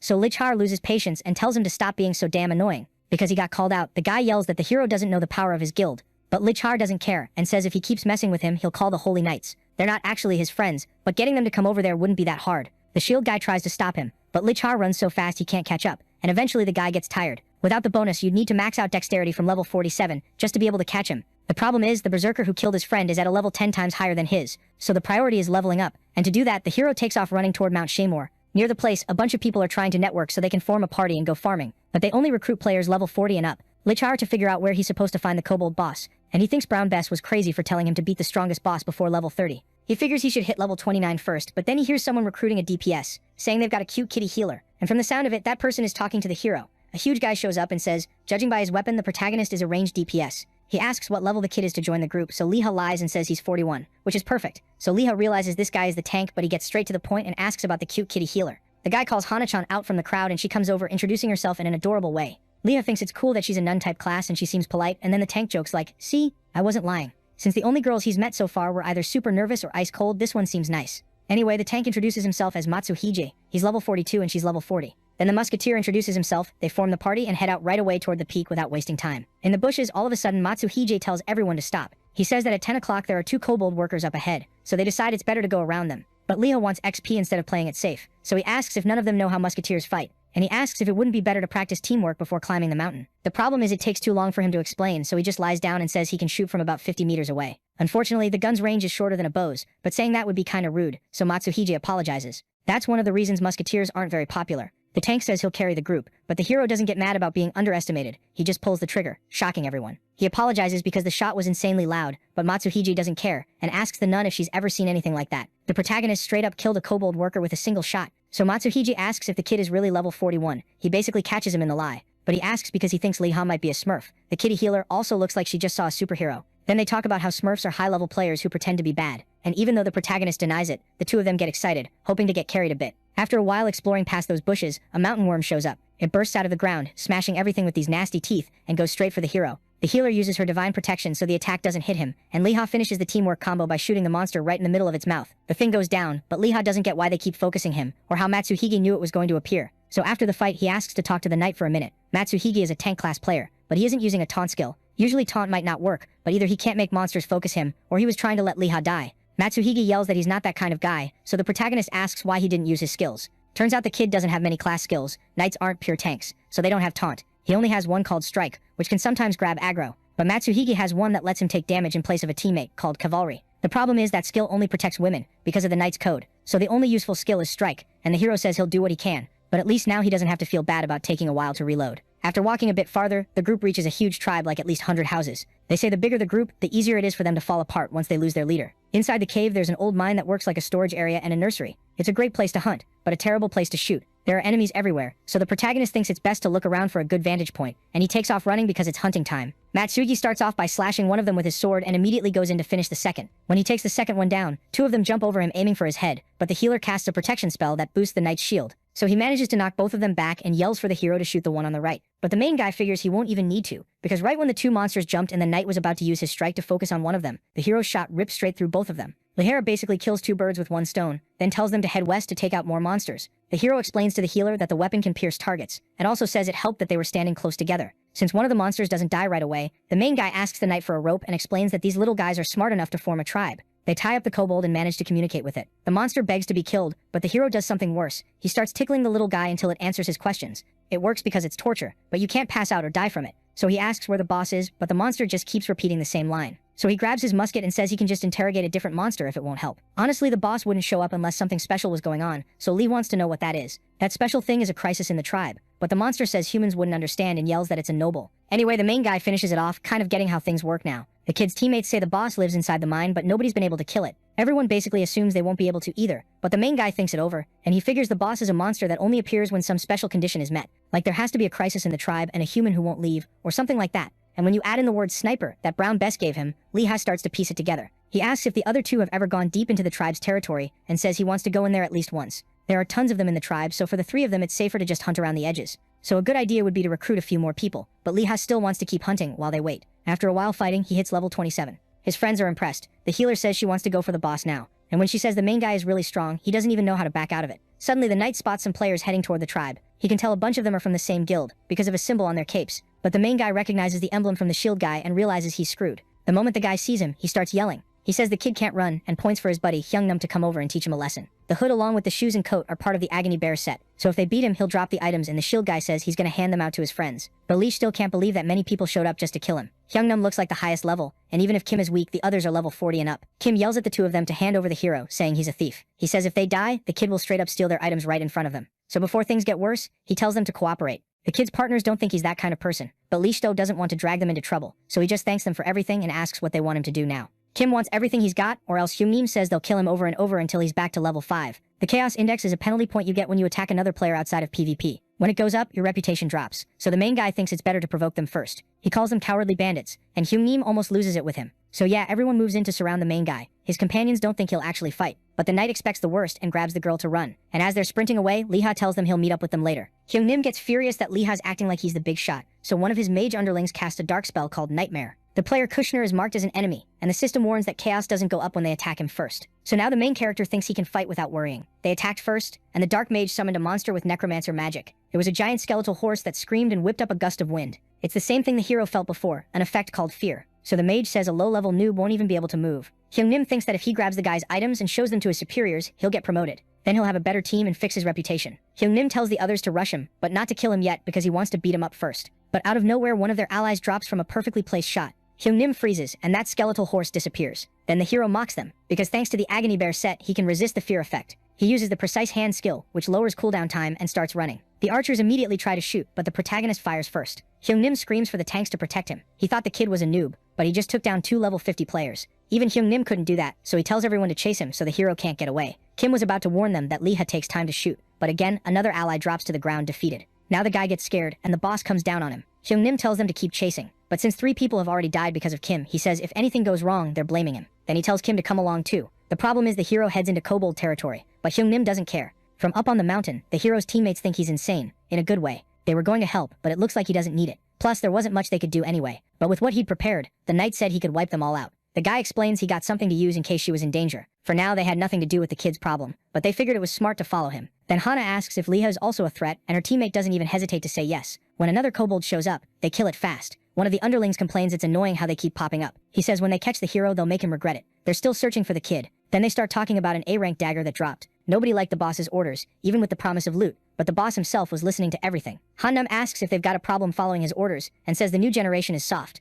Then he asks if he's right or wrong, but just hearing the hero makes him mad. He's sick of the whole always say yes to the veterans thing, so he lands a clean shot. The bullet hits the old dude right in the leg. He screams in pain, but at least he spots the hero up in a tree. Li Hul messed up by not ending the fight with a single shot. A Sunrise Guild announcement pops up, so the hero learns their name and thinks it's trash. Once again, the shield guys form up in front of the old man, and the damage dealers line up front. But they're getting irritated because Hyungnam keeps giving orders from hiding. The hero yells that whoever moves first is getting shot, and uses that time to figure out how to escape. Precise Hand isn't ready yet, and there aren't many kobolds around to hide behind. Then, by pure luck, a bell suddenly rings, and a giant foot appears right next to them. It's the tribe boss monster, Haijut Han, the one they were looking for. But the protagonist can't believe they're even the same species. All the kobolds in the tribe get 10% stronger just from being near the boss. He goes into a rage and hits everyone with the fear effect. Libby resists thanks to the Agony Bear set, and only gets a little shaken. But Haijunaim is way more terrified, especially when the boss asks if he's the enemy. The old guy begs the boss to listen, and it turns out the monster can talk. Haijunaim says they're only chasing a human, and they'll leave if he lets them. But Haijut Han asks who killed the monsters back there, and he knows it wasn't the shooter, because their wounds weren't from bullets. And since humans always lie, he says he won't ignore them anymore, and slices one of them in half. The kobolds start attacking, so the players start taking out the weaker ones. One shield user says he's going to use taunt, but gets cut down the moment he tries. Haijut Han just one-shot a level 50 tank. Everyone starts freaking out, and Haijut Han tells Kim to do something, since he's got 2 shields. So Kim turns on his high guard and charges in, all confident. But in the next instant, the monster leaves the guy with nothing but a stump. He screams in pain and drops to his knees, which gives the boss the opening to finish him off. Even the main character wasn't expecting that, but at least he figures out the crisis happens when you kill a bunch of kobolds and don't leave. Liha figures the enemies are around level 60, so Haijut Han really is insanely strong. The boss is about to kill the human leader, so the leader yells that there's still a hidden shooter. He says he'll spare him if he helps, but the hero doesn't say a word because he doesn't want to be spotted. Haijut Han keeps drawing attention, but Liha knows it's still too soon to tell where he is. If he can't kill it with one shot, he's dead, and there are still other kobolds too. So if he shoots, he's basically dead either way. Liha decides it's better to slip away. The monster tells the guy to never set foot there again. The guy turns around pissed off, tells him to go to hell, and says if he dies it'll cause problems. But the intimidation doesn't work. His leg goes flying and he screams in pain. Hyungnam hits the ground, he can't even crawl, so he says if he survives he won't come back. But the monster doesn't buy it and slices him in half, making the hero break out in a cold sweat. All the Sunrise guys got wiped out, but they ended up drawing in every monster. Even if there were people in the village, there was no way they could help. The boss orders his underlings to find the human. They start spreading out, and that's the protagonist's only hope. Haijut Han is on a whole different level from the others. Just being near him gives you chills. Then the monster catches the human scent nearby and seems to spot the protagonist up in the tree. As it gets closer, the hero thinks about taking the shot. He calms himself down because things are tense, controls his breathing, and aims for the head, but their eyes meet, and the boss yells to the guards that he found the human. It's too late for the protagonist to shoot, but weirdly, the boss just tells them to protect the entrance. The hero has no idea what's going on, but he uses the chance to move somewhere else. He doesn't know who's at the entrance. He's grateful to whoever distracted the monsters, but he's thinking the boss's head is going to be his. The people running at the gate were the protagonist's teammates. They got curious and went to check out the boss. They saw Haijut Han had destroyed Sunrise, and they were stunned. Machuhuga wonders if the hero really managed to summon the boss with just those clues, but then he panics because Hana yells that she's out of stamina. With the danger closing in, he uses what he prepared, a wall of fire, which kills a bunch of the boss's underlings. Then he grabs the girl saying they just need to run a little farther. Unlike the smaller ones, the boss can push through the wall. Machuhuga yells they're almost there, takes the girl's hand and activates his trump spell, Return. But right as they're about to disappear, the monster gets hit and drops to its knees, so the two of them get away without really understanding what just happened. A few minutes earlier, the hero had reached the kobold's watchtower. Thanks to fire magic, he could judge the distance. There wasn't much wind and it was only 150 meters. The problem was the monster kept moving away, but even at 180 meters it was still in range. So the protagonist fired at the boss with everything he had. When he shot, the bullet nailed the monster right in the head. It hit the ground and all the kobolds rushed over to help the boss. The hero levels up 4 times from the kill, and he yells, celebrating, like, now that's what I'm talking about. Since he beat the boss, the kobolds get a 50% debuff for an hour. Most of them are level 20, and all the loot is left behind. On top of that, the protagonist gets an achievement for defeating a monster from the Demon War, and another for doing it with a single shot. His dexterity goes up, and he gets into the Hall of Fame. But the description sounds kind of serious. It seems like from that level onward, players find it hard to take down a boss, but he figures the top world rankers could probably kill one of these easily too. Without the Just Death and PvP Master achievements, it would have been impossible. Liha used 20 points from the PvP achievements on dexterity before shooting, so now it's time to hunt. After a while, the kid reaches level 32. It was smooth, since the kobolds were weakened. Anyway, he stops hunting and realizes he's got 35 points to spend. He has no idea where to put them, and it feels like things are getting more complicated. Musketeers don't just attack from far away, they fight up close sometimes too. Still, since he should focus on shooting, he puts 30 into dexterity, thinking he'll be fine if he keeps doing that up to level 63. And he figures that before long he'll be able to catch up to the berserker. It's time to head back to Ailstock. The kid needs to either turn in or sell his stuff, and he complains the rewards are pretty lame. One of them is literally just an invitation to the grand opening of the Holy Grill. But honestly, that's pretty normal for a medieval land. After a while, a red-haired girl starts complaining because her sister still hasn't come looking for her. She got the same letter as last time, so she thinks either they pulled a blank ticket, or the winner was the same person again. Since he's in town, the hero decides to check his items. He'd been so busy hunting, he didn't even look properly. In the middle of everything, he finds an epic protection ring that creates a force barrier. It blocks hostile entities and absorbs attacks like a second life. But he's also got a bone necklace from the boss, and the boss's crescent spear. What the protagonist can actually use is the necklace, which gives good effects like 10% crit. He wanted the set bonus, but he accepts what he's got and decides to move on to the next step, finishing the quest. At the door, the hero thinks his academy has the most rundown building of them all. He complains a lot about it and announces he's back, but gunshots come from inside. Leamy grabs his weapon right away, looks like there's an intruder fighting and about to cause a scene. Another shot goes off and then the guy starts screaming in pain. He says he's leaving, but he'll get revenge, because the other guy isn't a war hero anymore. Turns out the one who fired those 3 shots was Old Man Brown, and the speed totally blew Leamy's mind.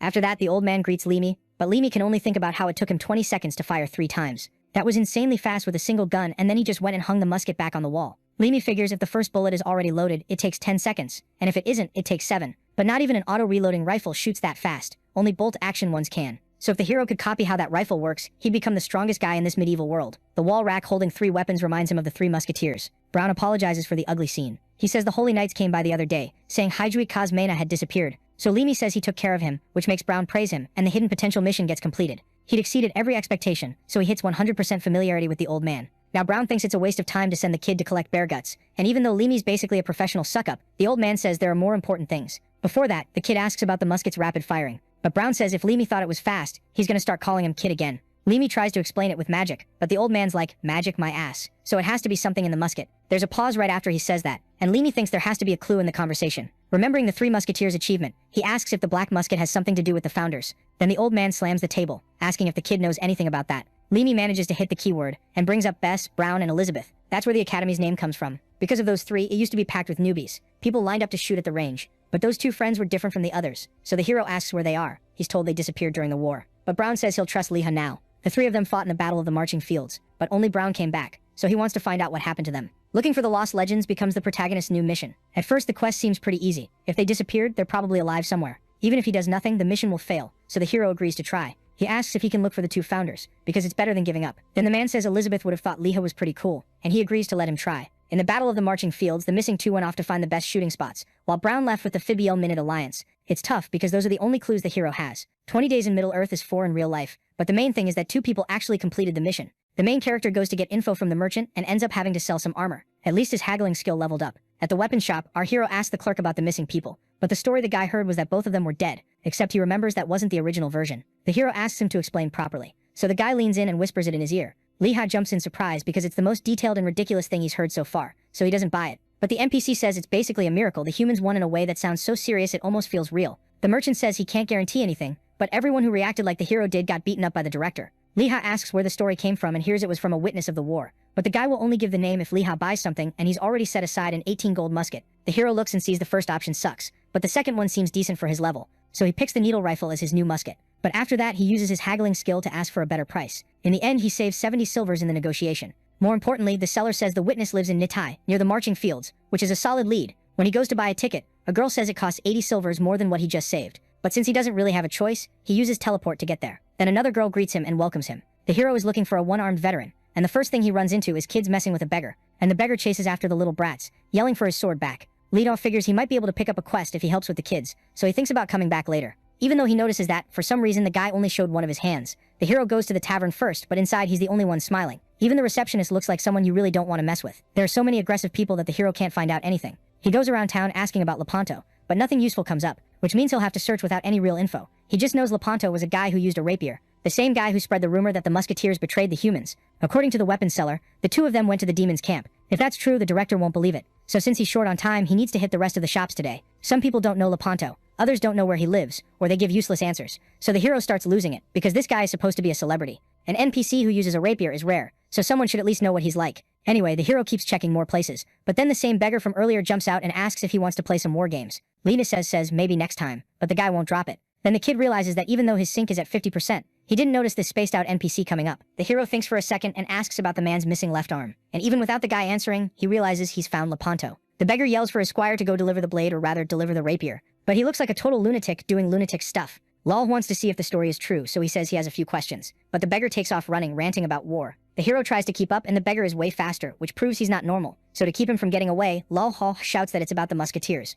Lepanto finally pays attention but tells the hero to run because if he stands still, Lord Brown is going to shoot him. Obviously the main character has no idea what that means, but the beggar keeps running, also talking about Elizabeth. He definitely knows something, but then he suddenly starts crying, begging Brown not to abandon them. Looks like Lepanto has really severe PTSD. The hero learned a bit about that when he was in the military, because it happened a lot. So since Lepanto is still stuck in the war in his head, he decides to try a different approach. At Holly Grill Castle, with a level 5 cooking skill, the hunter lures the prey with the smell. Lepanto falls for the bait like a little duck, so the hero tries to start a conversation, but the beggar acts like he doesn't even hear him. He shows up talking about how he's got enemies all over the place that they need to deal with. He also says his squire is a great cook and that they need to head to battle. Laha plays along, saying it's dangerous and they'll need Brown and Elizabeth. But the moment he hears those names, he says it's not happening. They were the ones who said they'd become enemies. When he exposed the betrayal, he got punished because they couldn't let the people find out the hero's dirty secrets. Looks like Lepanto was the last person to talk to them, but again he ran off. This time the hero wants to know where he's going, and a new quest pops up asking them to escort the veteran. All he has to do is find his sword, but if he can't, Lepanto will die, and Laha will get penalized. Following the beggar, they end up at the border of the kingdom of Fibiul. The place is basically an empty field crawling with monsters. Lepanto says it's full of cursed trees and dark fairies,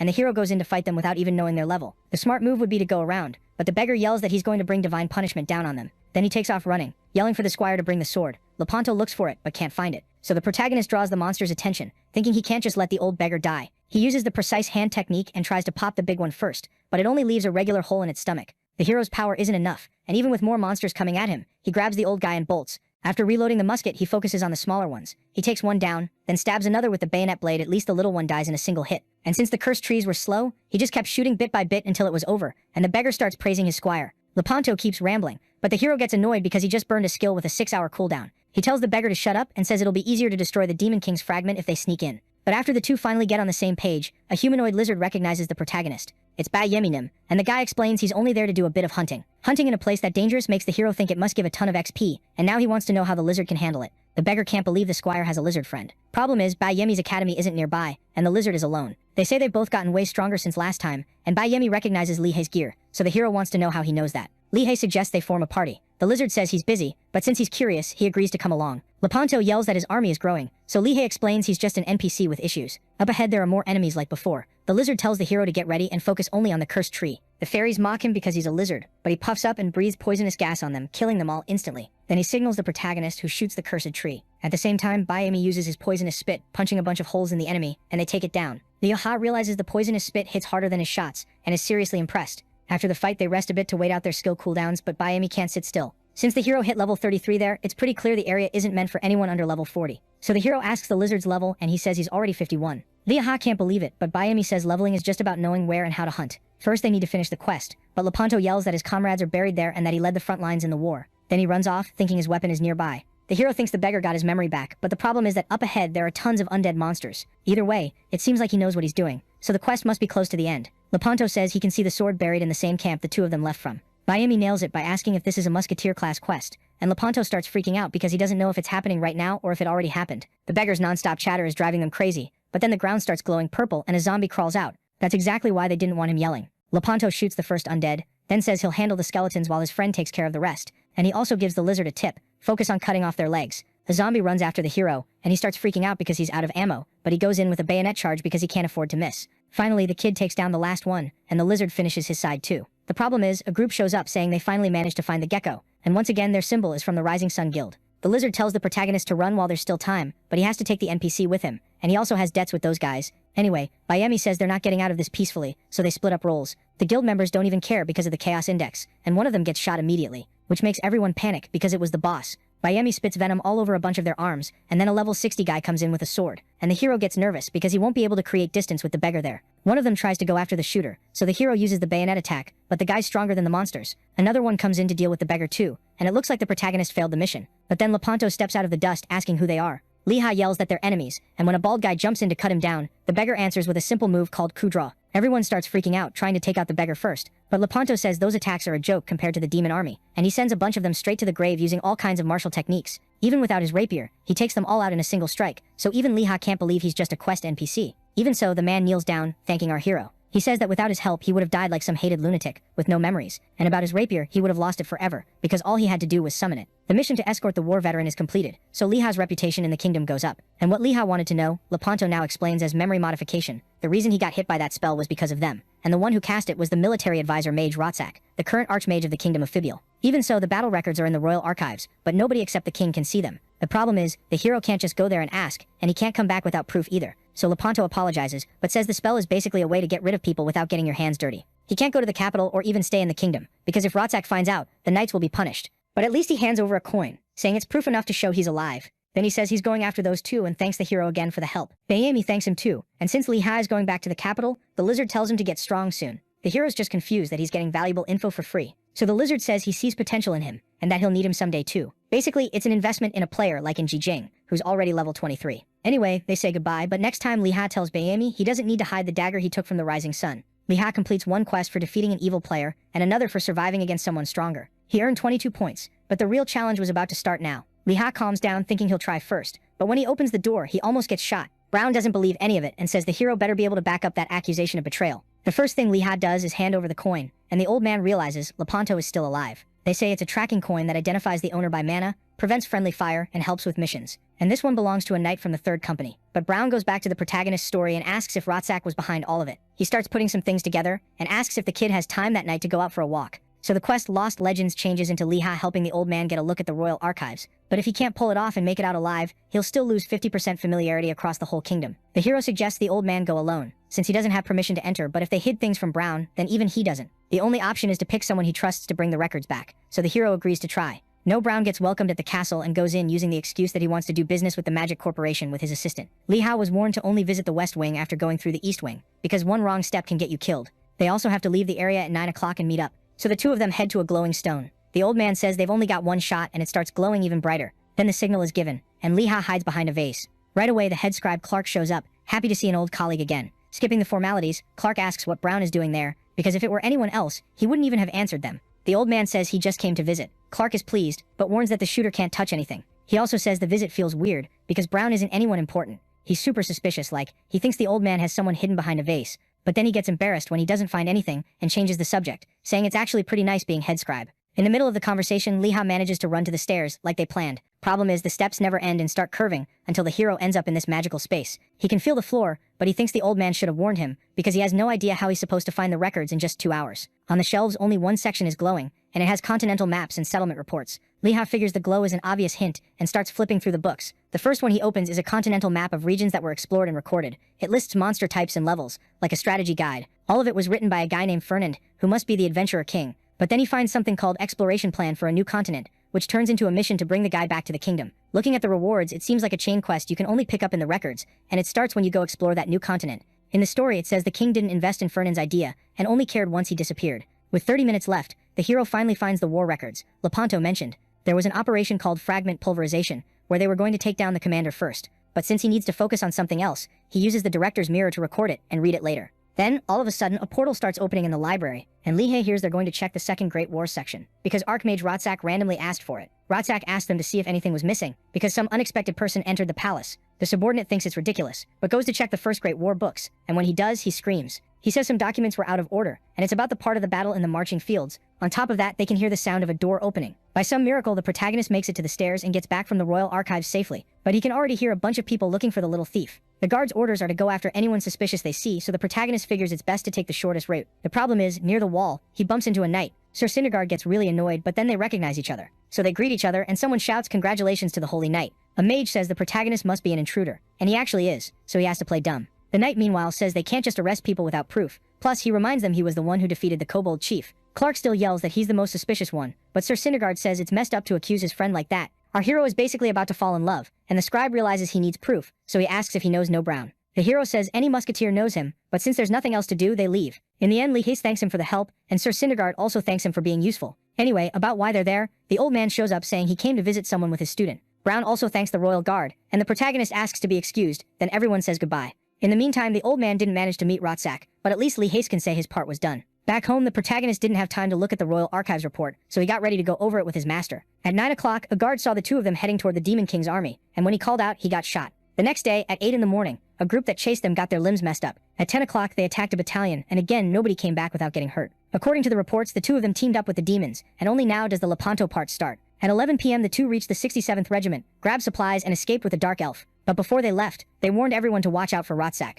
The hero thought the Archmage was shady for hiding things, but now it looks like there's more to it. Another witness said Miss Elizabeth was pregnant, so the old man slammed the table. He thinks it's ridiculous. Nobody said anything, and he's so mad he's basically biting his own lip. The three of them were called the Three Musketeers, but clearly they weren't that close. Still, the director says he's relieved because at least they're alive. Brown thinks it's funny they still call him director after all this, and the hero says there must be a reason. Anyway, he thanks him. The mission is complete, and the old man admits Lee Ha is the only person he can trust now. So a new mission pops up called Agony of the Musketeer Left Alone. Lee Hae's never seen the director like this, and thinks this isn't the time to worry about anything else. The problem is he didn't get any money. But then suddenly someone yells, and it turns out there's an auction going on. Looks like people got together to trade their stuff, and both sellers and buyers pay a 5% fee. That's when the hero remembers he can still sell the kobold boss's spear. He thinks it's a waste of time to wait around just to trade because of the fee, but he loses it when he sees the weapon is worth 60 gold. And that's just a rare item, so he yells with excitement. Back in the real world, some guy is pressuring Mrs. Kim to hurry up and pick up an order. It's rush hour, her phone rings, and she gets bummed because she's getting scolded. Lidik texted her worried and asked for her bank account number because he made some money. His mom sends it without really getting it, but when she opens the banking app she sees 10 million won deposited.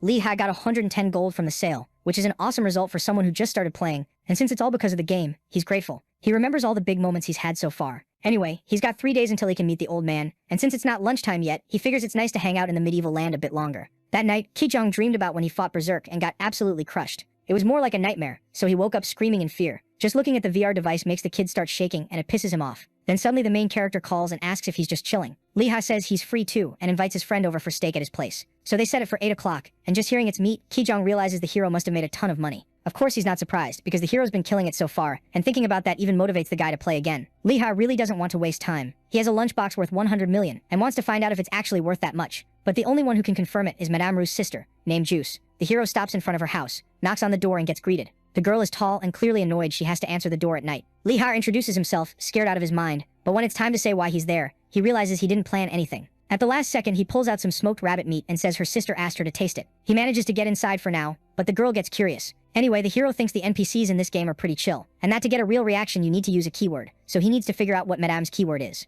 Lee Ha says Ru also told him to mention the lunchbox, and that gets the sister interested. Looks like he guessed right. The girl says she got a letter saying something like that, but then never heard anything else. By the way, Lee Ha asks if it's hard to open a shop in the capital, and apparently Ru didn't explain it very well. He also wants to know why the lunchbox is so important, so she explains that her sister's food is made from the monster from Candle Castle. Powerful rich people always want to try it, so it's going to end up in the hands of whoever's most influential. The first person the protagonist thinks of is the king, but the girl explains she only does what her sister tells her. Changing the subject, Jess just says that's where most of the strong people in the kingdom hang out. Having everyone in one restaurant only makes the place seem more valuable, so the hero suddenly gets an idea and makes up an excuse so he can rush out. Jess is totally fine with it, because he thought the guy was interesting, just like his sister said. After logging out of VR, Lita thinks it's insane that these NPCs who are supposed to be normal starter village characters have this kind of backstory. But then out of nowhere, his mom shows up with his friend and immediately hugs the protagonist super tight. She starts crying and asks if all that money came from something shady, but his friends explain everything together. After the meal, Lita brings up the lunchbox quest, but instead of selling the item like they'd agreed, he says he's going to finish the quest, and the kid can't believe it.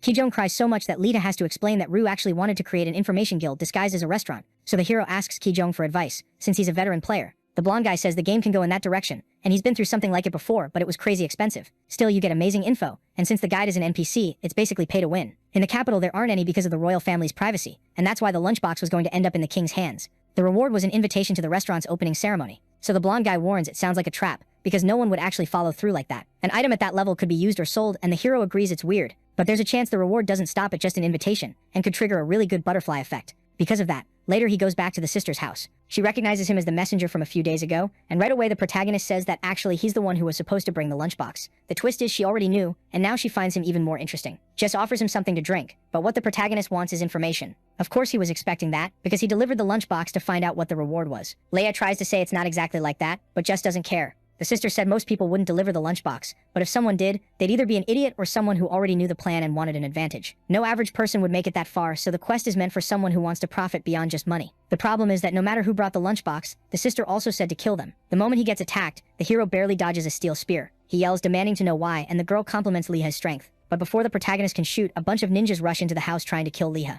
At least he reloaded the musket beforehand, so he nails one of them. Another spear comes in, but Leha lands a kick right in the assassin's stomach. Then he shouts for everyone to freeze or he'll shoot the lady and take the lunchbox. But even with the threat, the girl just laughs, saying Leha's rude to women. Our hero insists the Holy Knights will show up because of the noise, but Just hints they've been bribed. Just says anyone planning to cause trouble in the capital prepares in advance, and that his sister would have given the kid a 10, but she only gives him an 8. Actually, Just explains it was all a test, so she drops the score to a 5, saying it's over. For a moment, the hero thinks about just shaking her hand and calling it even, but decides to take control. So he keeps the gun pointed at her, because he feels betrayed, and because of the test, he demands compensation from the future guild leader. Then the girl starts laughing non-stop at how shameless he is for someone who wants to be a leader. That was the response that completed the quest, so Jess agrees to give our hero some useful information. 2 days later in Lars Canyon, the protagonist finds a bunch of medicinal herbs where Jess told him to go. Leha earns the title Goblin Nose Collector for killing 1,000 of them, since he's in the perfect spot to shoot from. So now it's time to go see No Brown. Inside the quest house, the hero announces he's there, and the old man comments that the kid looks a little different. No Brown asks if the hero trained, which surprises Leha that he noticed. But it makes sense, he went up 12 levels, so he explains everything. The old man says that'll make his progression faster, because it's time to upgrade him so he can be part of the next generation of the Three Musketeers. That means the missions he'd done up to now weren't the kind a normal musketeer would get. Everything was basically training him to become the next generation. The problem is the whole thing with the missing people and the old man, but Leha thinks he'll figure that out later. Since the mission is to kill a golem, the hero says he's never killed one before, and then hears it's gonna be worse than the kobold. Leha gets so freaked out it looks like he's about to refuse, but in the end he accepts the mission. Up on a mountain, a bunch of people form parties to take on the golem. They want fire or ice type mages, and that's what the hero found online. Normally there are golems and carnivorous plants there. Ranged damage dealers avoid the golems, and the warriors hate the plants. There are always opposite kinds of monsters, so it doesn't favor anyone. But if you were a different class, you couldn't run this route. Apparently the mission only shows up for the first 3 people who pass the old man's test. So the hero thanks his mom, freaks out because there's a group fighting a golem, and immediately takes off running. Golems only use smash and slam type moves. It's predictable, but a little rock the hero kicks on the ground merges with others and turns into a huge rock golem. So he quickly preps his ammo, thinking that with these conditions he's gonna fire a really strong shot. The wind's blowing southeast, so he accounts for it and shoots straight at the head. Problem is, the monster doesn't go down in one shot. Leaf thinks he underestimated it, so he lines up another shot and hits again, but the monster looks like it's about to crush the kid alive. At that moment, the kid calms down, and instead of running, loads the last round into the musket and fires a shot that finally blows the golem into pieces. The hero leaves thinking it took 3 shots, but the monster was regenerating underneath and suddenly almost caught the kid with an attack. So with no time to overthink, he uses the precise hand technique to keep firing until he spots the golem's heart. Seeing that, the kid gets confident, because that has to be its weak point, but the monster covers it back up with rocks, totally embarrassing him. Loha runs and loses 50% of his HP. He's lucky there's no stamina limit, so he checks the mission again. It says he has to see something he couldn't see from far away, like the heart, but you can't beat it just by shooting that. After heading out to look for more info, the kid hears a bunch of noise. That earlier group is still fighting golems, but unlike Loha, they crack open the core and manage to destroy the heart with a straight-up beating. Curious, Loha asks if that little ball is anything special. Then a guy explains you just need to land 1 hit on it to win. Some people call it a testicle, which honestly makes sense since it drops the thing for good. Anyway, all you have to do is shoot when it's exposed, but the guy tells Loha to leave if he doesn't want to die. On top of that, the hero asks about the bronze golem, and hears that when the boss shows up, everyone rushes it without even thinking. But the conversation stops because the rock golem respawns, so they say goodbye, and the hero leaves, with the guy thinking the shooter is definitely gonna die. The hero learns he has to hit the ball before it regenerates its shell, and without paying attention, he almost falls off the cliff. Shooters like him struggle to break rocks, so he's thinking it over when someone falls from above right next to him, and that's because the bronze golem who just spawned threw the guy. The golem's name is Tyron Rouge. Everyone nearby gets hit with debuffs. Down below, word spreads and the people on the side start fighting it. It takes 5 minutes for 10 people to gather, so if Leha wants to solo it, he has to beat the monster before that happens. Anyway, a guy yells at a mage not to use electric magic, but the kid doesn't hear, and when the lightning hits the golem, it screams. But the ones who get hurt are everyone else, because it reflects the attack and fries the whole group. A few days later, a guy in the city is looking for people to form a party. He runs into the hero, but gets disappointed because it's another newbie. At least the kid thinks Leah is gonna get smacked around by the carnivorous plant, so he follows him, then doesn't get why they end up in the golem area. Before he can even see anything, there's a flash and then the sound of a gunshot. Then the protagonist says what he wanted to do worked. 9 days later at the Tenero Peaks, the hero waits for the golem to respawn, surrounded by players the plants have eaten. With all his skills, he doesn't fall for the traps, and after 10 days, he finally gets to see the boss. Leah gets hit with all the negative status effects. Some people freak out, but the hero uses a potion that clears them and activates the steady hand technique. Problem is, the shot does 0 damage, but at least he manages to land something on it. Leah throws a bomb that explodes instantly, and since the cores are exposed, the kid basically wipes the floor with everyone. Lately, the heroes learned how to make bombs just by wrapping up gunpowder, spending a bit of cash. The monster charges, and Leah realizes there's a phase where bombs don't work. On top of that, the other golems try to jump him too, but the protagonist stands his ground, saying he's gonna win in the end. After the shootout, Leah feels totally humiliated. He knows he can't die or give up the mission, so he decides to try one last thing. Leah knows the monster already took a beating, and he just needs to land one more hit, but an attack comes in to crush him. Our hero almost gets clipped, so all he can do is back off as far as possible. He tries to stay out of the AoE attacks, but it still doesn't work. He gets slammed into a wall. His HP drops hard, and the monster closes in, but its core is exposed, so the protagonist uses the force barrier. That ring barrier won't let anyone come within 3 meters, so Lidoa uses the opening to fire one last shot at the little orb. And that day was the first time a shotgun was fired in a medieval world. The most impressed one is the vulture that showed up to eat the hero's corpse, but just seeing it makes it happy because it can make some money. Back at the watchtower, Lidoa drops into the middle of a bunch of players, doesn't even care and yells, celebrating the mission he cleared. He managed to kill the golem solo because the barrel survived a shotgun blast. Either way, Lidoa needs to log out at the forge to get the musket repaired. But first he checks a bunch of achievements he got, like Stellar Craftsman, because his janky musket hack actually worked. He also got one called Master of Solo Players, though some people even got a better version. Probably by crafting something like he did with the bomb. Anyway, when Lidoat opens his stats, he sees 82 points to spend. No Brown's quests are awesome, and the hero figures he only cleared it because of his dexterity. Still, he splits the points with intelligence too because he thinks it'll help with crafting. And speaking of that skill, he can name the things he creates, basically summon them and power them up. Lidoat tries to name the bomb with the idea of making a ton of money, because he wants something flashy. Problem is, the system trolls him and auto-names it Fuse Wire, So after crying a bit, Lidua logs off and goes to sleep. But while he's sleeping, the big payday he wanted is already on the way, thanks to the replay of his boss fight gameplay. After the session, the hero sleeps for 12 hours. He goes to the fridge starving, but sees there's basically only medicinal herbs his mom bought. Lidua needs to make more money to change that, so he sits down, hyped to do some research before playing. He starts by checking the rankings, but then a video of him fighting the bronze golem pops up. Someone uploaded it without permission, so Lidua wants to get it taken down. But if he complains, the uploader will figure out who he is. And what's even crazier is people are offering money to find out. Kijung messages him, so apparently people who know him already recognized him. Anyway, the protagonist puts a shield up for sale. It's the shield he got from the golem, so the kid starts looking at it while Lidua brags a little, but then says that even though it's good for PvP, it's worse than his. It's wild because the shield is worth 180 gold coins. Still, the kid thanks him and heads off to play. So the protagonist thinks about his friend and his mom who've been helping him a lot, and he heads out too, motivated to pay them back. The auction price goes up to 188, but the hero spent a ton on items in trying to fix the musket. He ended up with nothing because it didn't work, and to make it worse, he notices his cloak got torn on some random branch. Even worse, he was rolling around on the ground trying to kill the golem, so he's gonna look like a bum until he gets money again. In the end, even though he went out planning to treat his friend, he had to call and ask for a favor. That's how he got a new set with a nice discount of 3 gold coins thanks to the bargain skill. So now he's going to see No Brown to finish the quest. When he gets back, after they greet each other, the old man says the kid looks different. Just like he expected. He said the main character's got talent, so he unlocks this skill called Hawkeye, which makes you really want to try it out. The mission happened because Lika couldn't see well from far away. Their main job is sniping, and you can't do that without good eyesight. So this time, the hunting quest switches to a sniper quest. Collect 5 Roadrunner feathers. But the moment Lika remembers those things, he gets a chill down his spine. Lika asks just to be sure if it's like that golden eagle at the Castle of Light.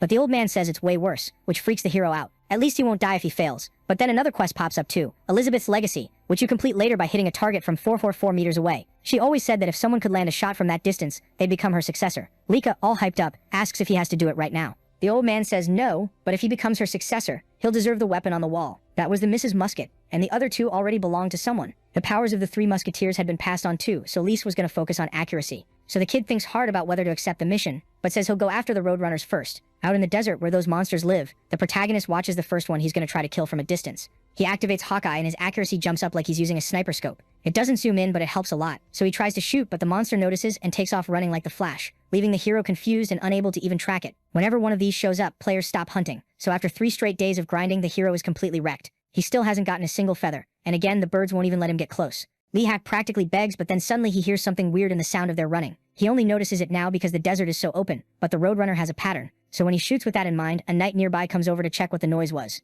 Lihak gets an achievement for landing a 200-meter shot, and it's awesome that his theory worked. After that discovery, he keeps hunting, and now everything's going smoothly. The hero finally gets what sniping really means, because you just have to send them exactly where you want. A hunter's fun is chasing, but a sniper's fun is waiting. That's why Liha has 20 days for the quest, which he's thankfully figured out in time. Out of nowhere, some guy starts yelling at the protagonist, calling him every name in the book, and demands he give his ring back. Yep, Hyung Nim showed up again to be a pain in the ass with some Sunrise Guild goons. The hero thought they wouldn't show their faces again after that last embarrassment, but he's not scared because out of the 10 people there, he's probably the strongest. Hyung Nim demands all his gear and the golem shield as compensation. Then one of their mages rips a scroll that blocks all return scrolls. With nowhere to run, Liha calls Kijung for help. His friend agrees but says it'll take a bit. To make it out, the protagonist has to stall as long as possible, so he pretends he's gonna settle things by returning the ring. Hyung Nim doesn't buy it, but during the distraction, Liha takes a shot, and it only fails because the shield guy blocks it for the boss. The leader even thanks him, because he seriously thought he was about to die. He gets so pissed he says he's gonna kill the hero at spawn every time from now on, so Liha has to fight without time to reload. At least he's got that homemade bomb. He tosses it over the assassins and blows it up. While everyone's scrambling around trying to find a mage, the hero manages to reload his ammo.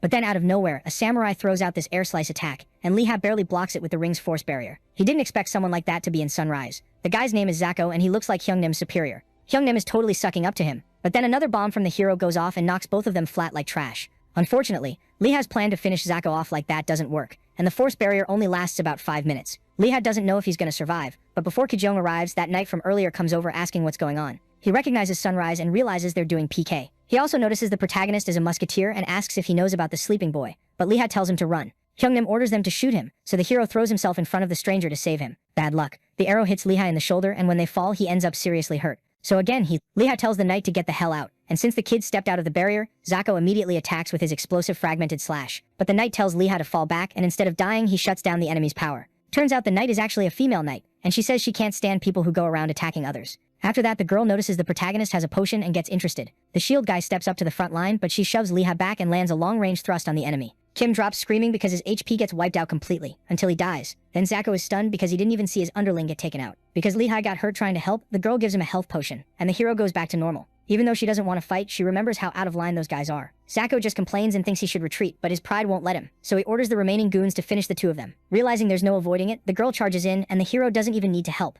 They weren't weak, but she's way too strong, so Liha wants to know who she is. When it's all over, Liha tries to give the potion back, but the knight lets him keep it since he tried to protect her. There's even a bit of a moment between them, but they change the subject. Before the girl leaves, the hero calls out, thanks her, and asks her name. That's when Kijung finally shows up, running in to save his friend. Liha tries to message him that it's already over, but the guy doesn't read it. He comes in swinging at the girl like she's the enemy. Then he activates the Holy Spirit Turtle Advance, but the girl blocks it at the last second. After that, she asks if they can talk. Kijung immediately asks why this girl is with his friend, since she's 6th in the world ranking. And then Liha finally realizes she's the same as the fencer Shin Nura. This fencer is a national gold medalist, and uses a blade kind of like a rapier, with techniques like Lepanto's. Kijung asks if they know each other, so the girl sums it up. The hero saved her, and she's returning the favor by taking down bandits. Everyone introduces themselves, and since she uses a different weapon, Nura explains it's because she's traveling, looking for a magic sword. Liha asks if it's like a brooch, and she basically yells, asking if the hero has any clue because her quest is to find it, but he doesn't know anything. The hero's only heard about a quest, but just knowing it's near the border already helps. So she says goodbye, thanks them, and also sends Liha a private message, telling him to add her and not tell anyone.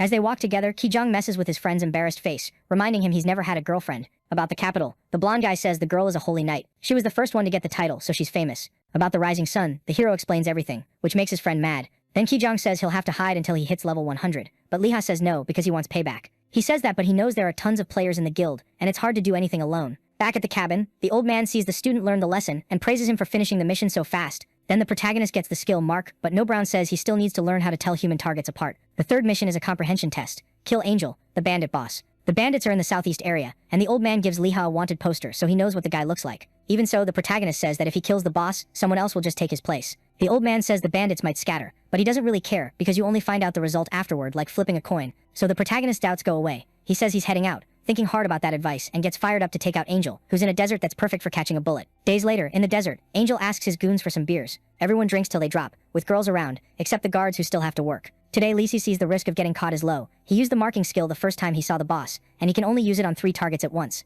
That's how he figured out where they were, after walking for 10 hours. Meanwhile, he also noticed a pattern in the routes they've been taking for 17 days. But there are magic circles in the fortress. It's impossible to go back using a return scroll, but hitting them during the party is his only shot, if he waits until Angel shows up. After he sobers up a bit, Angel starts chatting before throwing up. So with everything set up, the hero fires, and the man drops. But the guards are yelling that the shadow is dead, which makes 0 sense. Everyone starts looking around for a killer nearby, someone with tracking skills, and the real leader tells them to boost the magic. Even after 17 days, Leah still hadn't realized Angel was just a skinny little kid. They all ride out to capture the main guy, and he runs off thinking he's totally screwed. With no other choice, he throws a bomb right into the crowd. He manages to lose them, but Angel still won't give up on getting revenge on whoever did it. Back in the city, Leah thinks it's insane that the photo was fake from the start. When he went to use the mark, they spotted each other, so now it's only a matter of time before he gets found. Even in the city, the bad guys suddenly show up and start setting everything on fire. Angel tells the city boss to snitch on who just arrived, but since the guy doesn't know anything, Angel orders his goons to wipe everyone out. That bandit's already survived a bunch of assassination attempts before, so he was one step ahead. An explosion goes off in an alley and makes him think the hero's there, but then more explosions start popping off in other places too.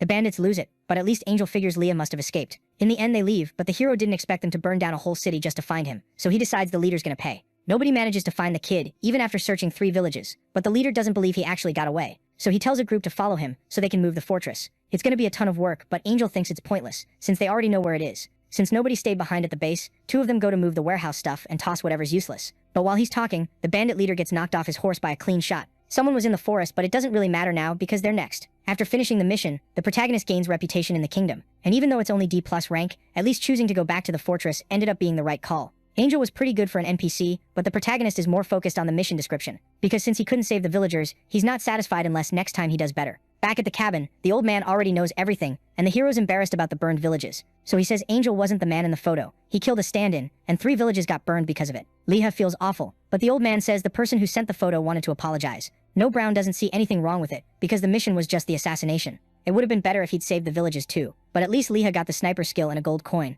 The skill seems like it's for long-range shooting, and the hero still won't accept Beth's mission. Anyway, it's time to level up solo, but first the hero asks if the old man knows about any sleeping child, and apparently the old man knows a little. In the end, he talks like he's about to explain, but then he goes quiet. The hero dumps all his stat points into dexterity and goes to check the new skill. Beginner Sniper improves the gunpowder, protects the gun's cylinder, and boosts weapon range by 30% for 1 minute. Because of that, Leah manages to hit a shot at 455 meters in a test. Crazy lucky. But switching gears, it's almost time for the Holy Grail grand opening. Just like the hero expected, nobody realizes it's a restaurant. Even the veterans wouldn't know what it's for. so Liha's gonna get ahead of the competition. But this weirdo who's been stalking the hero looks like he's got some shady plan. On top of one of the Chini mountains, near the orc village, the hero doesn't account for the wind and shoots at a mining monster's weapon. Unfortunately, he was aiming at the orc, so it goes really badly. Now he's got more range, but the speed is slow. The sound travels faster than the musket shot, so the monsters can react. Obviously, the mission was going to put the protagonist in the worst possible situation. And to make it worse, the Sol Nascente crew finds the hero again. But the moment he realizes the problem, he rips a return scroll to Verport, and the others chase after him. In Verport, the hero wants to know how he got found, but he figures he was marked. He can't tell who marked him, so he runs to the capital and says he doesn't care what it costs.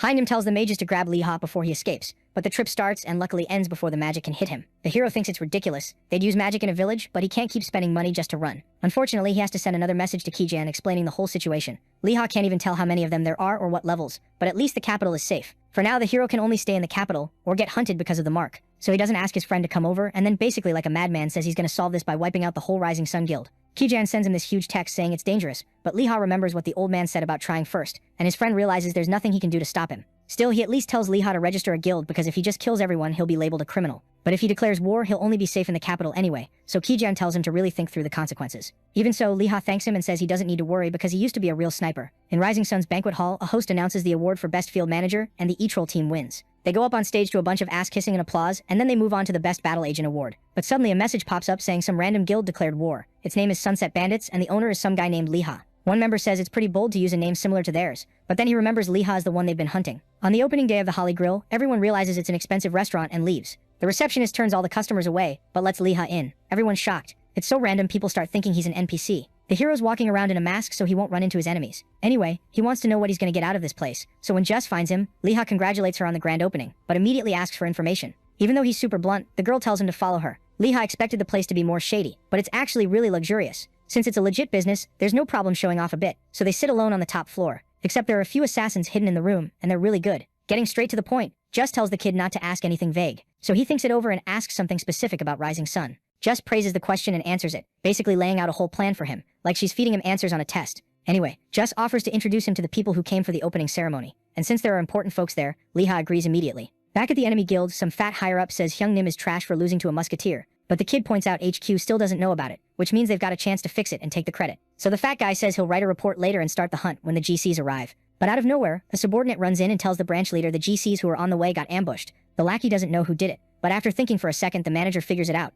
If it's the musketeer, he yells that this is their chance to finish him off, so he orders Hyung Nim to go get the guy. The guild members can't group up because they keep getting picked off. Hyung Nim doesn't even know where the hero is hiding, so one guy yells they should sprint 50 meters and runs out alone, only to get a little gift in the back. All they can hear is gunfire, and the leader can tell from the sound it's not magic. Hyung Nim thinks maybe it's an invisible fighter, because if he attacks he should show himself, so he can't believe a player is doing this. From far away, a shot almost hits the branch manager, Danyoku, when he steps out of the cabin, so Hyung Nim realizes it's the protagonist somewhere out there. He tells everyone to run because reloading takes time, so everyone hides inside the cabin. That's when Hyung Nim notices smoke in the forest, but there's no way a musket could hit from that far. To Liha, they reacted fast. He still doesn't know their names, but he's already taken down 10 people. But getting the rats to hide was part of the plan. The info Madame Juice gave him included the location of every branch and good shooting spots. So even though he's alone, he's got enough of a positioning advantage to believe he can win. Inside the cabin, Hyung Nim explains the idea to the boss, and the boss freaks out. The underlings start thinking they should call HQ for help, but Danyoku tells them to stay calm, because maybe the hero is some rich guy out for revenge, so if they catch him, they'll make a lot of money. Hyung Nim meanwhile remembers the hero only had 50 gold. He goes to tell the boss, but Danyoku shuts him up by promising him a promotion. Basically, he's pretending while planning to throw everyone away except the two of them. Back to Liha. He realizes how good it is to move through the mountains so nobody spots you.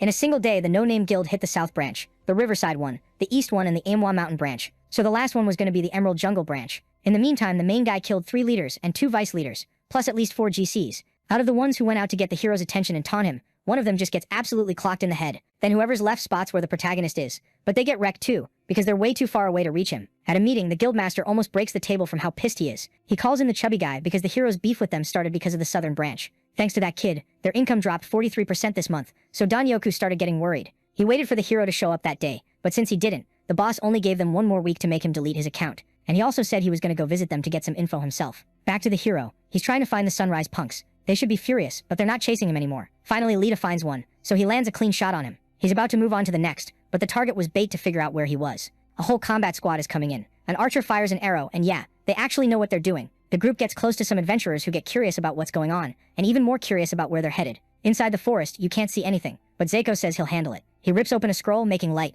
and Hyung Nim says he can call reinforcements. So Zeiko lets the other guy take command. Right away, the guy sends a message to Danyoku. Then he summons 531 branch agents, all at the forest entrance. Each HQ will have a unit to command in this operation, making 20 units of 25 people. So the hunt and wipeout operation begins, and Hyungnim will finally get to kill Lifa. They're still arguing about the plan, but Lifa hears how many people it'll be and starts prepping harder, because it's gonna be one hell of a fight. The forest is huge. Even though it's a low-level area, it's easy to get lost. Zako yells for nobody to let their guard down, because the hero's just a musketeer, so everyone spreads out to search. The samurai wants to be the first to find him, but one of his underlings drops dead on the spot, so he dives in with everyone else, so they won't be next. With all this fog, it's hard to tell where the shot came from. Zako thinks it's some kind of magic skill and starts freaking out. So he stands up yelling and slashes an underling, who asked everyone to be quiet. Zako was desperate and totally screwed up, because the moment he exposed himself, he got a homemade bomb as a gift. The hero stays up above in the darkness, because if you're fighting from hiding, you can't be standing out in the open. There's a reason he only moves through the west. The first step in war is choosing your battlefield. A big forest he knows well is the best place for a fair fight, because the enemies need light, but the second they light up, they get shot.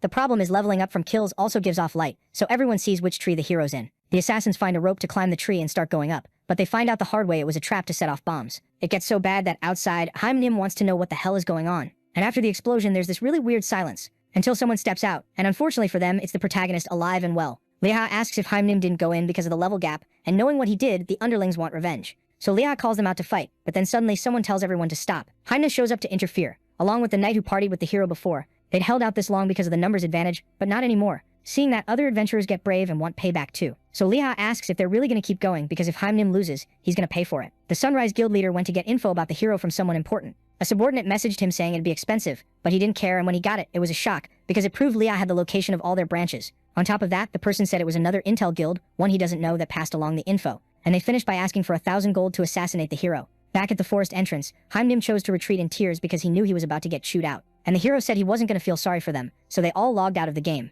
Then the players who hated those guys started yelling, hyping up the protagonist, lifting him up and tossing him in the air. Even a girl came over wanting to add him, but the hero didn't even get the chance to be a simp, because the place got packed with people, and his friends had to pull him out of there. So the tanker ripped open a teleport scroll, and they got sent to some random cabin. First off, the hero thanks them for helping him. Then Matsuhige explains the kid's known as the Cloud Mage now, because every time he ambushed Rising Sun, you could see smoke from far away. Speaking of that, Leha asks if the two of them are dating, but they say no, not yet. Anyway, Hana wants to check out the weapon, since she saw it can shoot from really far away. Meanwhile, the hero's thinking about heading back to the capital now, but in the middle of that, his friends straight up snap his musket in half. It didn't break in one hit, but yeah, it broke, and Leha freaking out asks what the hell they're doing. Leha says seriously, if this is some prank, he's not enjoying it, but the knight doesn't care. They say it's none of the kids' business whether they're from Rising Sun too, and they mention their leader is on the way. Looks like they had a deal with Okaya in exchange for the hero, but he has no idea who that is. The first time he met them was by chance, so it was just bad luck they turned out to be enemies, and this Okaya person must have been behind it. Still, the hero tries to run and Matsuhige warns him he can draw his sword first, but either way he smiles because the guild leader shows up.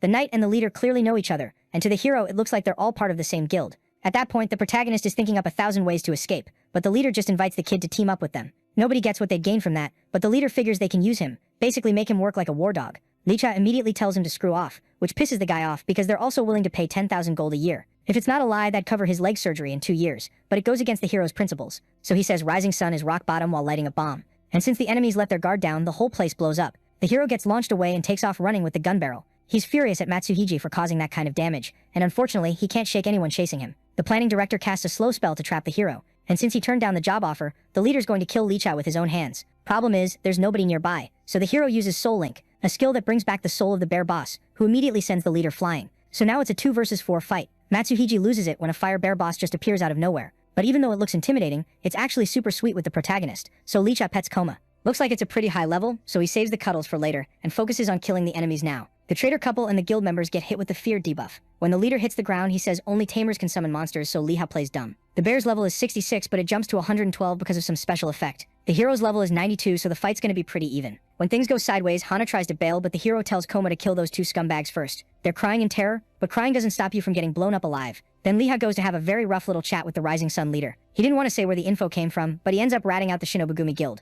They've got intel on players like the protagonist, and the master's name is Okasama. So the hero's satisfied, but he also asks what boss Kyokujitsu is going to do with the guild now. Since everything went to hell, he'd have to shut it down or something. Liha knows word about what he did is already out there, and he remembers that because of them, his brand new rifle got wrecked. Kyokujitsu promises compensation, but it's not enough, so the kid suggests leaving the guild. But the hero also demands they return all the money they stole from players with a contract. And just because they think the deal sucks, he throws in a few more solid beatdowns on those Rising Sun assholes. In the end, violence makes everything work out, and the system announces the guild war is over and declares Sunset Bandits the winners. Even after getting his ass kicked, Kyokujitsu says he'll get revenge. So the hero suggests the planning director just make his own guild. He says the next guild doesn't have to be Kyokujitsu's, so the guy gets hyped about the idea and takes off running with a teleport scroll. So the boss goes after him, leaving only the main character with the little teddy bear, which just hugs Koma and celebrates the win. In Texas, in the United States, a guy at a gun shop tells an older man he's watching some gameplay. He sees the main character going crazy with a musket. Super accurate, even if the shots are slow. Anyway, at 9:30 he clocks out and refuses to work an extra half hour for free. So they say goodbye and the guy takes a small gun with him too.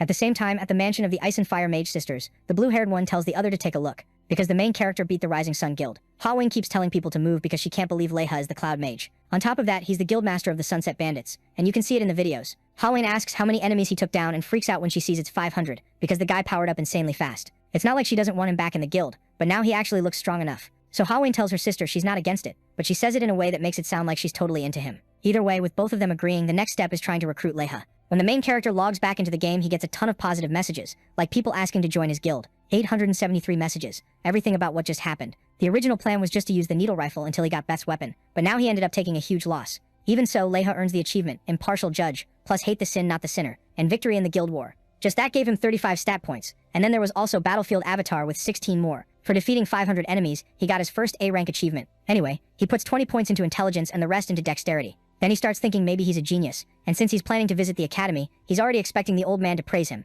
Leiha heads to the cabin with a smile, but notices someone else is there. The person talks like they're an ally, but the hero has no idea who it is. They talk about some third person, who's probably the main character, but the person says they're not going to help a rival. Then he goes on saying it wasn't hard to figure out, and that he only needs to talk about it because Leiha's already hearing everything. The moment they run into each other, the main character yells and bolts. He greets the director, apologizing for butting in. But when the person looks at the hero's weapon, he's even more sure he doesn't need to help. So he says he'll come back later, and the old man says he'll be waiting. Getting straight to the point, No Brown says he's heard the latest news. The hero says he still hasn't passed Elizabeth's test, but asks who that person was, and the old man says it was the so-called sleeping child. After that talk, Leiha runs after the guy because he needs to speak with him. But he doesn't even have to search, because the kid is waiting up in a tree. Right away, the main character thinks the guy looks like he walked out of a cowboy movie. He also thinks Nero was looking for her boyfriend, but he drops it. Leiha apologizes for being nosy and asks if the guy is a musketeer. But the man notices Leiha still hasn't taken Elizabeth's test, and that his level is way too low. The way things are now, it wouldn't even be a fight, but it's not like the main character was trying to fight anyway. The man leaves after saying that, and the hero follows him, trying to be heard, but the musketeer kicks the tree and says that's how his test was done. Obviously, the main character doesn't get it, but when he focuses on the word test, it clicks. Then the guy says he's known as Kid the Swift. He's the one who inherited No Brown's legacy, and the two of them really do look alike. His exam was shooting those leaves, but from only 2 meters away, which confuses the hero. At the very least, he had to shoot a bunch at once. Basically, 13 leaves would fall from the tree with one kick, and the old man told Kid to hit all of them before they touched the ground. It takes 3 seconds for the leaves to fall, so hitting 13 sounds completely insane. Kid isn't holding a musket, and the hero thinks that's weird, because he knows you can't store it in your inventory. But the kid says Lita already knows the answer, because he's made bombs before, since it still doesn't make sense. Again, just tell the kid to follow him. But before that, Lita asks why he's helping, and Kid admits he needs the driller's strength. He explains everything in this half-baked way that's hard to understand, but Lita manages to get that Kid is basically a tsundere. He's doing it because he needs help, but he's too embarrassed to just teach like a normal person. Anyway, the protagonist says he'll pass the test soon and become the driller. That makes Kid react even more weirdly, but they say goodbye with that kind of deal in place. Back at the cabin, the old man explains that Kid cleared the test in 3 days, so he had to hand over the muskets. Lita can't wrap his head around how that's possible, but before he leaves, No Brown tells the kid not to be so closed-minded, and the protagonist takes the advice. The hero is still confused, because for some reason the old man said muskets plural, like they were messing with him. Kid was the weirdest part since he wasn't even carrying a weapon, which is insane to Lita. But then the protagonist realizes he managed to put the musket into his inventory. A little later, the blacksmith Zig greets Lita and asks if he's going to mess with the drum again, but the hero hands him the thing cut in half. Zig thinks it'd be better to just buy a new one, but Lita suggests another idea, something he thinks could work if Zig trusts him. The two of them put on a whole show together, considering how it turned out. They managed to make a musket that fit in a bag, and it was actually worth the money. After that, the hero also asks him to put holes in the drum so it can rotate. But Zig is humble about it, says he can't do that, and recommends finding a dwarf for the job. Dwarves are a race that works as blacksmiths and can make magical weapons, and they live in the huge Adamandir mountain range outside the kingdom of Fibiel. Alone in a forest, the protagonist reloads the weapon in 10 seconds. Everything seemed fine, so he tests it by shooting at a leaf, but he misses by a lot. It makes no sense because he's really close. He moves closer and shoots again, but even getting closer and closer, it still doesn't work until it finally does. But from a ridiculous distance of only 25 meters, Leiha didn't realize it was going to be that bad. So since he's a sniper, he decides to save it for when some idiot comes in acting cocky. Kid must have passed the test with at least 4 of those reloads, but thinking about fighting with just those little pistols makes him curious about the kid's fighting style. Then out of nowhere, Nara shows up yelling, calling the hero's name. She scolds him for not messaging her when he got to the capital. She notices the new gear too, so Leiha explains everything that happened. But she mostly focuses on hyping up the viral video, and she also pulls out her new weapon to show him. Nara managed to break the seal on the magic sword, so now she can be as strong as a named NPC. Speaking of that, the hero says he's not going to stick with the guild, so she invites him to the Order of the Holy Knights. They're close enough, and she agrees to recommend him. The Order of the Holy Knights is one of the strongest groups in the kingdom of Fibiel, but even so, the hero refuses. He still doesn't think he's ready. About the weapon on his waist, Yahello is about to explain everything. All excited, but thinking it was kids, she gets furious. All the friendly vibes disappear, so the hero says he made the weapon himself. In reality, they'd only run into each other briefly at the academy, so things calm down. But the reason she got mad is because the two of them fought once a while back, and Nara lost. And the worst part is, it wasn't even close. She straight up got beaten in a duel against Kid. Lihei comes up with 1,000 it's okay excuses, but Nara was already a ranker, and it wasn't that long ago, so he can't believe it. The reason he's called the Sleeping Kid is because there are rumors he sleeps even in the game. A while ago when Kid got a new item, she found out the Rising Sun Guild wanted to steal it. 30 people went after him, but there isn't even a video of it, because it ended instantly. In the blink of an eye, all 30 guys who came to intimidate him got what they deserved, and Kid stayed sprawled out on the table without even getting up. The only thing that moved was the weapons under the table, and when he woke up, he still asked what had happened. That's how he got the nickname, because he hits targets fast even while sleeping. Nara explains that not everything is about levels, because the system handles the rest. It exposes rankers to predators and throws them at outsiders, who are strong in their own way no matter what. It's all about attributes, and you can raise them without grinding levels like getting rare achievements. And the hero knows that really well, because he's one of those people. From what the girl said, you can get an achievement by killing a ranker. That's why Middle-earth shows everyone's levels on the leaderboard. It pushes competition, and it's also why they never sell the insanely strong weapons they sometimes find. Because if they get hunted down after that, they won't make it back to the top. So the game balances the money between the two worlds. Nara says the protagonist is going to be known as an outsider soon, and a bunch of people will start calling him that, like the Holy Knights. Then she leaves, telling the guy to take care of himself. Somewhere else, the red-haired mage tells them not to threaten him. Hwayon tells him to put his hands down because he's messing up the meeting. That doesn't even feel like a negotiation about Dale Castle. The redhead says she's not negotiating, so the redhead asks if she'll even survive until then. Looks like he wants to start a guild war, and he's not shy about saying he still doesn't have the money to hire rankers. But he promises them a cut of the castle profits. The girl shakes even more, but accepts the challenge with her head held high. So the redhead leaves, and the girls are basically itching to beat him up. And unlike the ranker strategy, Hwayon says she's gonna bet on the outsiders. Walking down the street, the protagonist gets a little gift from a fan, and starts feeling like a celebrity. He also made 100 gold coins selling the guild name, so he doesn't have to worry anymore about the musket he'll use until he gets the one from the cabin. At the war planning meeting, the redhead yells that Hwayon ignored their proposals. Everyone's pissed at the rich girls. As for what they've invested in the castle, it's 21,850 gold so far, and they can't take it back because it was a donation. The people who dumped everything into it lose their minds, and the founding members realize there's no stopping the backlash. Even so, the redhead basically slams his fist down and says the solution is war. He already called the Draconic Knights and the Spark Guildmaster so they won't give up on their money. But people are scared of the Huang Guild because of Hwajeon and Peiwu. Still, they can choose to try to get their money back, and if they pull it off, they'll have a treasure in their hands. The plan is to gather a bunch of people to be the front line, like Shinera, and they also want to call in the top Korean player second in the rankings, known as Too Easy. So even though it's just a plan, it's enough to hype everyone up. Hai Hin Hyung had been saying stuff they hadn't agreed on, so it'd be hard to bring in the two guy. The redhead realizes he screwed up, calls Sasuke, and tells him to bring the blonde guy over there. Basically, he says he also wants to bring the protagonist into the Boyolcho Guild. That would help a lot. But Kijong had already offered, and the hero turned it down because he thought he was too weak. Still, Sasuke says they need that power to increase their attack range, so the blonde says he'll try again. No promises. In the end, the leader tells Sasuke they're going ahead with the plan, and that, as much as it sucks, the only way they make it out alive is by sacrificing Kijong. Back in the real world, the protagonist's mom went to work, and with the money he has now, he can finally eat better meals. The musket problem got solved too, so Liha thinks about going hunting for some trolls, until he sees online rumors about a war between Chuhi Ohong and Byolcho. Looks like it had already been declared, and it was over the monopoly on Dale Castle, basically controlling access to the dungeons. Even an entry fee would bring in solid profit. The protagonist answers a call from the blonde guy saying he already knows and he's logging into the game. When they meet up, Liha notices his friend changed his gear, and the blonde notices the hero's got a new musket. Then Kijong gets straight to it. Does the protagonist want to join the guild or not? He apologizes for asking in a situation like this and explains everything. But fighting those sisters is not something Liha wants to risk. Kijong says this time the leader wants it too, so he doesn't need to feel bad. But before Liha can answer, someone comes running out of a bush, and when they go after them, the blonde sees the enemy guild symbol, Hua Hong. There was a spy already gathering info, and unfortunately they couldn't catch them. Liha thinks it's ridiculous, but still says he needs time to think about joining. The blonde thinks the war is a chance to get famous, but Liha says what matters most is the losses. Like if he helped, it'd be for his friend. In the end, Kijong says he'll let the leader know, and the hero just drops what he was about to say as they say goodbye, which was that he'd at least protect him from that damn berserker. In the trolls area, the main guy just grinds by killing them from far away. 2 shots each. The new musket is tricky because it's way too light, but he loses focus when someone suddenly shows up out of nowhere. At least it was the redhead with her sister, and she complimented the protagonist's new short weapon. The hero already knew they were going to show up because of that viral video against Rising Sun, so Hwajeong didn't waste any time and invited Liha to her guild. The protagonist isn't sure they're going to win, but the girl says they don't need some big strategy, because the one who takes down the lion is the parasite that gets born. She knows the rival guild is having trouble controlling their members, because a traitor from over there told her. Back to the blonde guy. He apologizes for being late, and the boss tells him not to take so long to get there next time. For now, he tells the kid to sit down, and he does, even though he doesn't get why everyone seems pissed off. Then the leader apologizes while attacking his friend with prison chains that block teleporting for 30 minutes. Kijong still thought it was a joke, but the redhead showed a photo of him smiling next to that member of the enemy guild. The blonde yells that he was following the guy, but Sasuke doesn't buy that someone who got caught smiling was following anyone. Actually, that person wasn't in the photo, but that would be hard to prove. So the blonde says he'll answer any questions. Then Hyde says maybe the reason for all this is the protagonist. Kijong yells no, that the photo is fake, but everyone believes the kid was being helped by the sisters. He thinks it's a misunderstanding, but the redhead reminds him they're in the middle of a war that could put the guild in danger.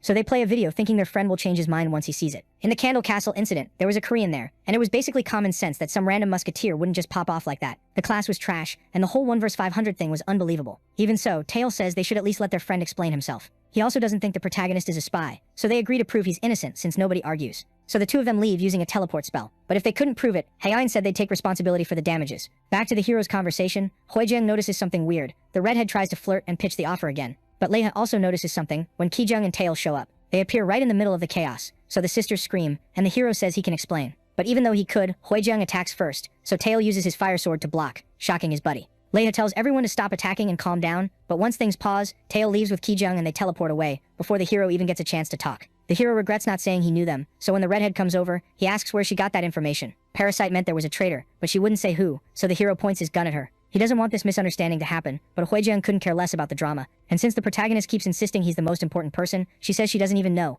The person was completely covered up, and even if she was sure, it could have been a double agent. Plus, she wasn't trying to split the two of them up, so she gave them the option of both joining Huijang, where the hero would be the guild's sniper and her personal bodyguard. She offers 3,000 gold coins a year, or more with bonuses, which would let Leia afford the surgery in 4 years. There was a one-time chance to accept and sort things out with Kijang later, but that's not how the hero sees it, so he apologizes and refuses. Even though the blonde isn't his real brother, he's the one who pulled him out of depression and saved his life, so he'd rather fight her than betray the guy, and Huijang thinks that's pretty cool, and Huijang does too. It was all a test, but the offer wasn't, and she said Leia could still join later, so the two of them leave, and the hero's left thinking about what to do. And back at Buellshow HQ, the leader was forcing Kijang to take responsibility. At home, the protagonist tries calling, but gets no answer from either Kijang or Table because they blocked him. Meanwhile, at the blonde guy's place, he was feeling betrayed. Since he couldn't prove the hero's innocence, the leader forced him to sign a contract. If they lost the war, Kijang would go bankrupt because he'd have to pay 2.6 billion in damages. At Holly Grill, people were gossiping about who was going to win the war. But when the waitress showed up, Lita dropped the code word. Lita and Juez meet up again because he wants info. Along with what he already asked about Bible Cho, the hero also wants something on Igor, because he's sure Igor's going to show up in the war.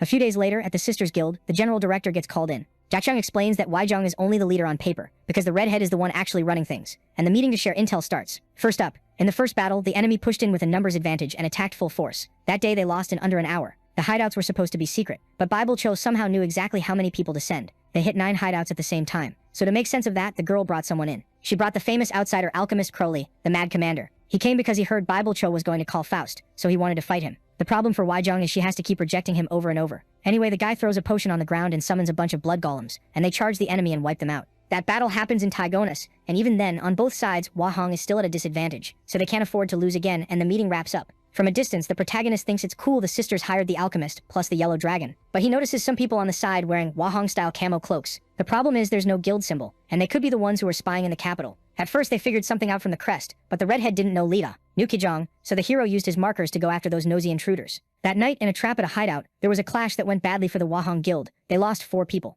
Those losses had already been happening, and it had been a week since the Battle of Tygonis, and Biulcho still hadn't even shown himself, but they were already exposed. Whenever they went in with 10 people, Biulcho would hit them from behind, so the redhead tried to figure out when everything started going wrong. Back during the push, all 3 groups had done well, which made the leader happy. Even spending a ton, Huijang is worse off, and Biulcho's gonna get everything back with the castle. Sasuke says he'll prep the strategies, so they say goodbye, and the redhead thanks him. Biulcho had been leading the war, so people switched their bets. That same guild kept provoking them too, and they revealed they'd be at the Amath Cliff. So a few days later at the spot, the 2 groups met up. Huijang has fewer people, but at least Peiwu brings 888 of the best soldiers, and the alchemist stays off to the side in a key position. On the redhead side, a mage is worried they'll miss the timing, but the issue is their plan is to play defense, and the orders Sasuke gets are to protect the master. So Hien yells that they need to take down the witches and get into the castle. Biulcho's side advances with 600 men, but the way they start the war feels like a trap. Even so, Hien says this isn't chess, and calls her sister, who casts an ice spell called Arctic Tornado. The tornado starts wrecking everything, so the mage Enshin asks the master to help with the trap. He uses a storm barrier that stops the sister's magic from getting through, but even with 4 totems, Yenshin can barely hold it, so all the mages use that time to cast a spell together, and so their skills don't just slam into the barrier. Hien makes a wormhole for Huachang, so that magic sandwich goes straight into the girl's face,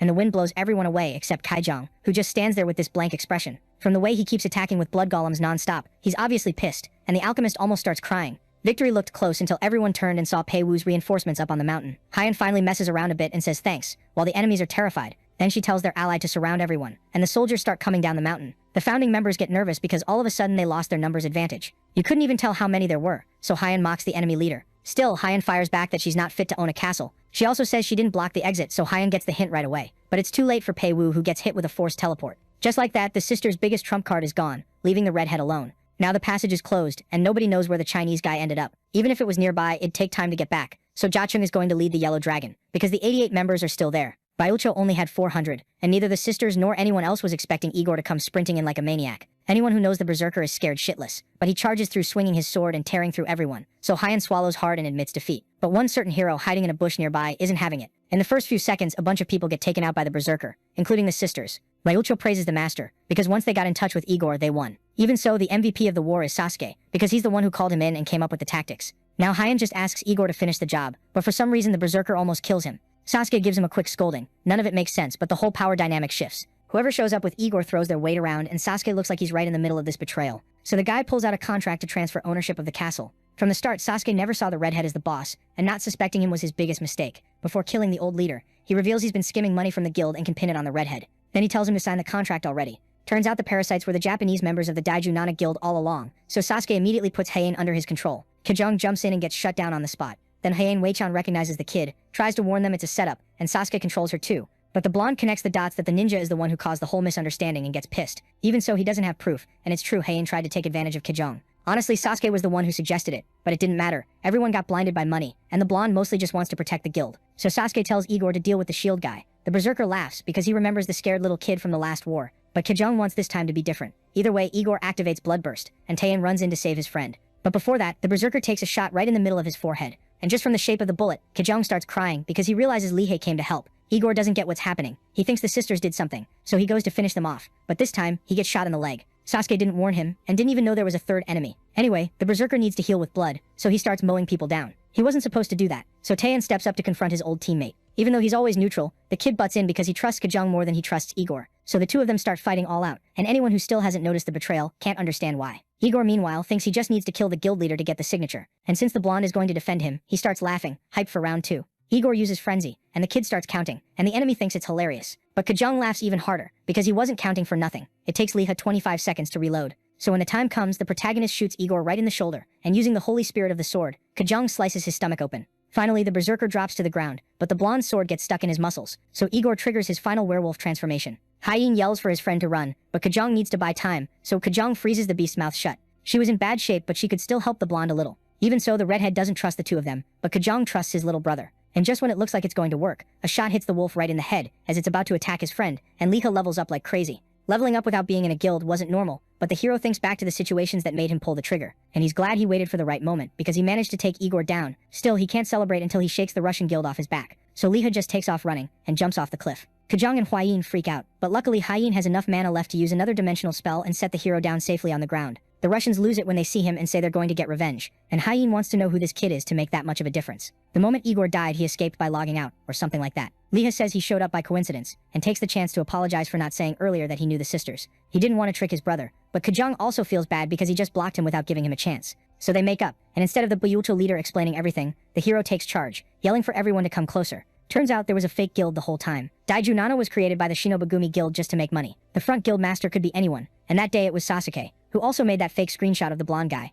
After weakening Baiucho and Hwahong through the war, he called in the Tsar guild, since they needed cash. Even so, Hwahong asks why Lihua is getting involved to stop the war. The moment he hears that, a draconic knight gets pissed, because they were about to win. But the redhead explains that Pei Wu is going to show up soon if he wants to keep going. Lihua meanwhile thinks it's better to just put an end to this whole guild war. But now Hwahan is the one who gets mad, because she tried to negotiate a bunch of times. The problem is, Hwahan didn't even know that, since he sent Sasuke to the conferences in his place, and Sasuke kept lying saying there was no deal. Because of that, the redhead agrees to take responsibility and leave the guild. But before that happens, the hero jumps in saying he's got a pretty good proposal. He looked into it and both sides had a lot to deal with, so Hwahan could keep the castle, but hire Baiucho's allies instead of the Yellow Dragon. With the hero negotiating, the Draconic Knights Guild and the Sparkling Guild teamed up with Hwahan. Hwahan stepped down from the guild voluntarily, and handed the position to Kijang. He knew being leader would be tough, but the blonde guy was the only person everyone trusted, so he tore up that contract, decided he'd pay the war expenses himself, and go after Sasuke. In the end, Hwahan says the protagonist showed up at the perfect time. On top of praising him, she asks where he got his info, and even though Lita dodges the question, she already knew it was from an NPC.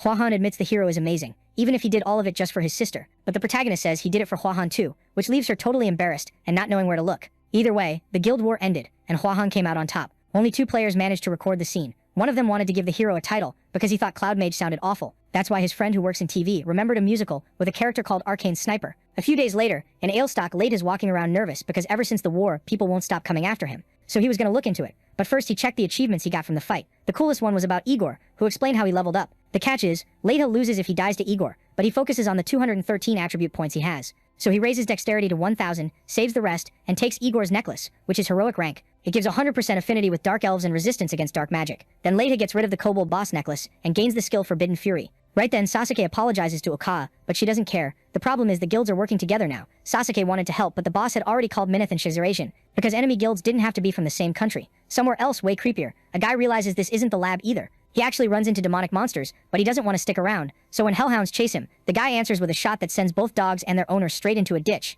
And since he didn't find what he wanted there, he decides to go check out this arcane sniper. Near Dale Castle, people are looking for a team partner, so the hero figures there's no way he won't make money there. Backing up a bit, since Liha said no, the redhead offered him vice leader authority and Pei-Wu level pay, both because of his skills and because she wanted him close. Even so, the handsome guy preferred to spend some time helping Kijong, so Liha just suggested she give him a share of the castle so he'd stay nearby. But out of nowhere, she agreed to share 10% of the income. When the hero bumps into someone in the city, he apologizes, but just standing there makes the guy realize who he is. And when he yells, everyone else realizes too. There was the arcane sniper, now famous, so everybody rushed in trying to get a piece of him. Liha got seriously bothered, but luckily someone shouted for it to stop. That person was a guard who was also looking for the protagonist, because he needed him, so he teleports him to another place. The protagonist ends up in a meeting with Jachung that feels more like an interrogation, and the old man even admits it is. But as the questions keep coming, Liha's patience runs out. They needed this because, without even knowing it, he was now part of the Ramlong group. And even though to Liha, it wouldn't be a bad thing to take down either of the two, saying that out loud went over badly with the old man. And it's kind of bad for the main guy, because he ran so he wouldn't get roasted. Huayan shows up with excuses, he ignores her, and she also asks if the kid only came to check out the sealed sewer dungeon. He brought ammo and potions and didn't want anyone getting in his way.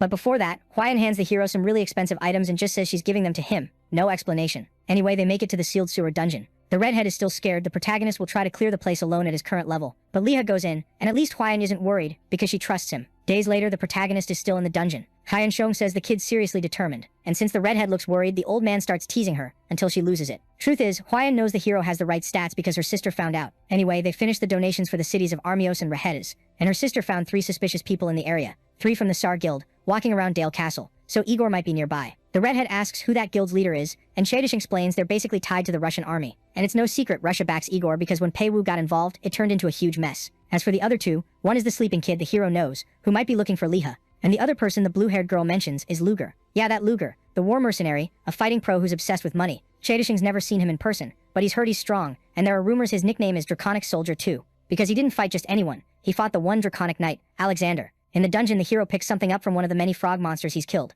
but then he notices another one playing dead, and shoots it again. He gained 26 levels in just a few days, pretty easily. He stopped sleeping because he's logged in 24/7, and now he's level 144. To have the dexterity he has now, he'd normally need to be level 180, and wouldn't be able to put points into anything else. On top of that, the skill Forbidden Fury he got trades 40% of his HP for 20% more damage, so putting points into health is basically a waste. Instead, Liwa keeps boosting strength and dexterity until he stops because he gets a message from Kid. Liwa answers, but again the kid doesn't explain anything properly, so the hero has to run over and figure out what's going on. On the south side of the castle, Liwa yells out, but Kid tells him to shut up. Then he sends his location, and when the protagonist gets there, he freaks out because Kid shows up basically half dead. The hero tries to give him a potion, but the kid says he needs to go to the temple because he's been cursed. The wound looks like a black hole, which to the protagonist can only have been made by the piercer. The current piercer is Luger, and he's coming. So the hero forms a party with Kid, but there's no time, because Luger drops down from a portal in the sky, looking like he's not here to talk. Kid tells the hero to shoot immediately and not even think about negotiating, but the hero gets pissed because nobody explained anything earlier. Still, Luger stays sharp because he knows that to beat Kid, you have to be strong. From 250 meters away, the hero thinks he's got the shot, but suddenly he panics and dives.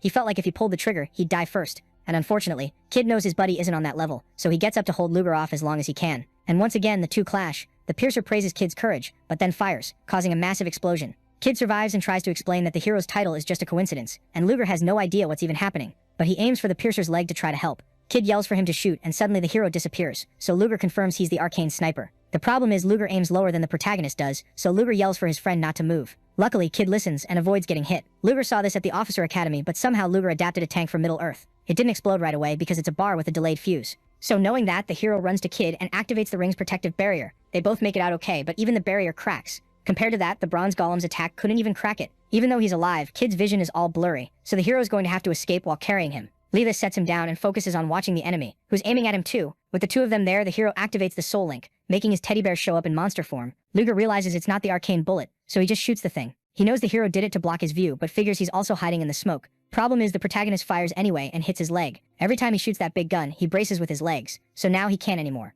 Leela takes the chance to get out of there with Kid. He managed to land a shot even with all that smoke, so Luger found it really interesting. At the temple in Dale Castle, the hero complains because now he's going to be stuck without sleep for a while, and regrets not trying to take Luger out. But he accepts that the priority was his life and kids, so in the end the guy thanks him with a solid handshake. Outside, they finally start catching up. Then Kid explains that Luger was looking for clues about who the arcane sniper is. He says it's a crazy coincidence, but there's some truth to it. He doesn't know if it's an achievement or a title, but whoever has it can shoot an arcane bullet. Looks like that achievement can be taken by killing someone else, so Luger came to try to take it from Liba. Anyway, Kid asks the hero to keep following the legacy, but to be careful when he becomes a musketeer, because they can see each other on the map. Then switching topics, the hero thanks him because he got a clue from Luger. And switching again, he asks to see Kid's musket. Of course, only after apologizing a whole lot to Koma. So the video ends here. If you don't want to miss the next part, activate the notification bell, and see you next time on Tob's channel.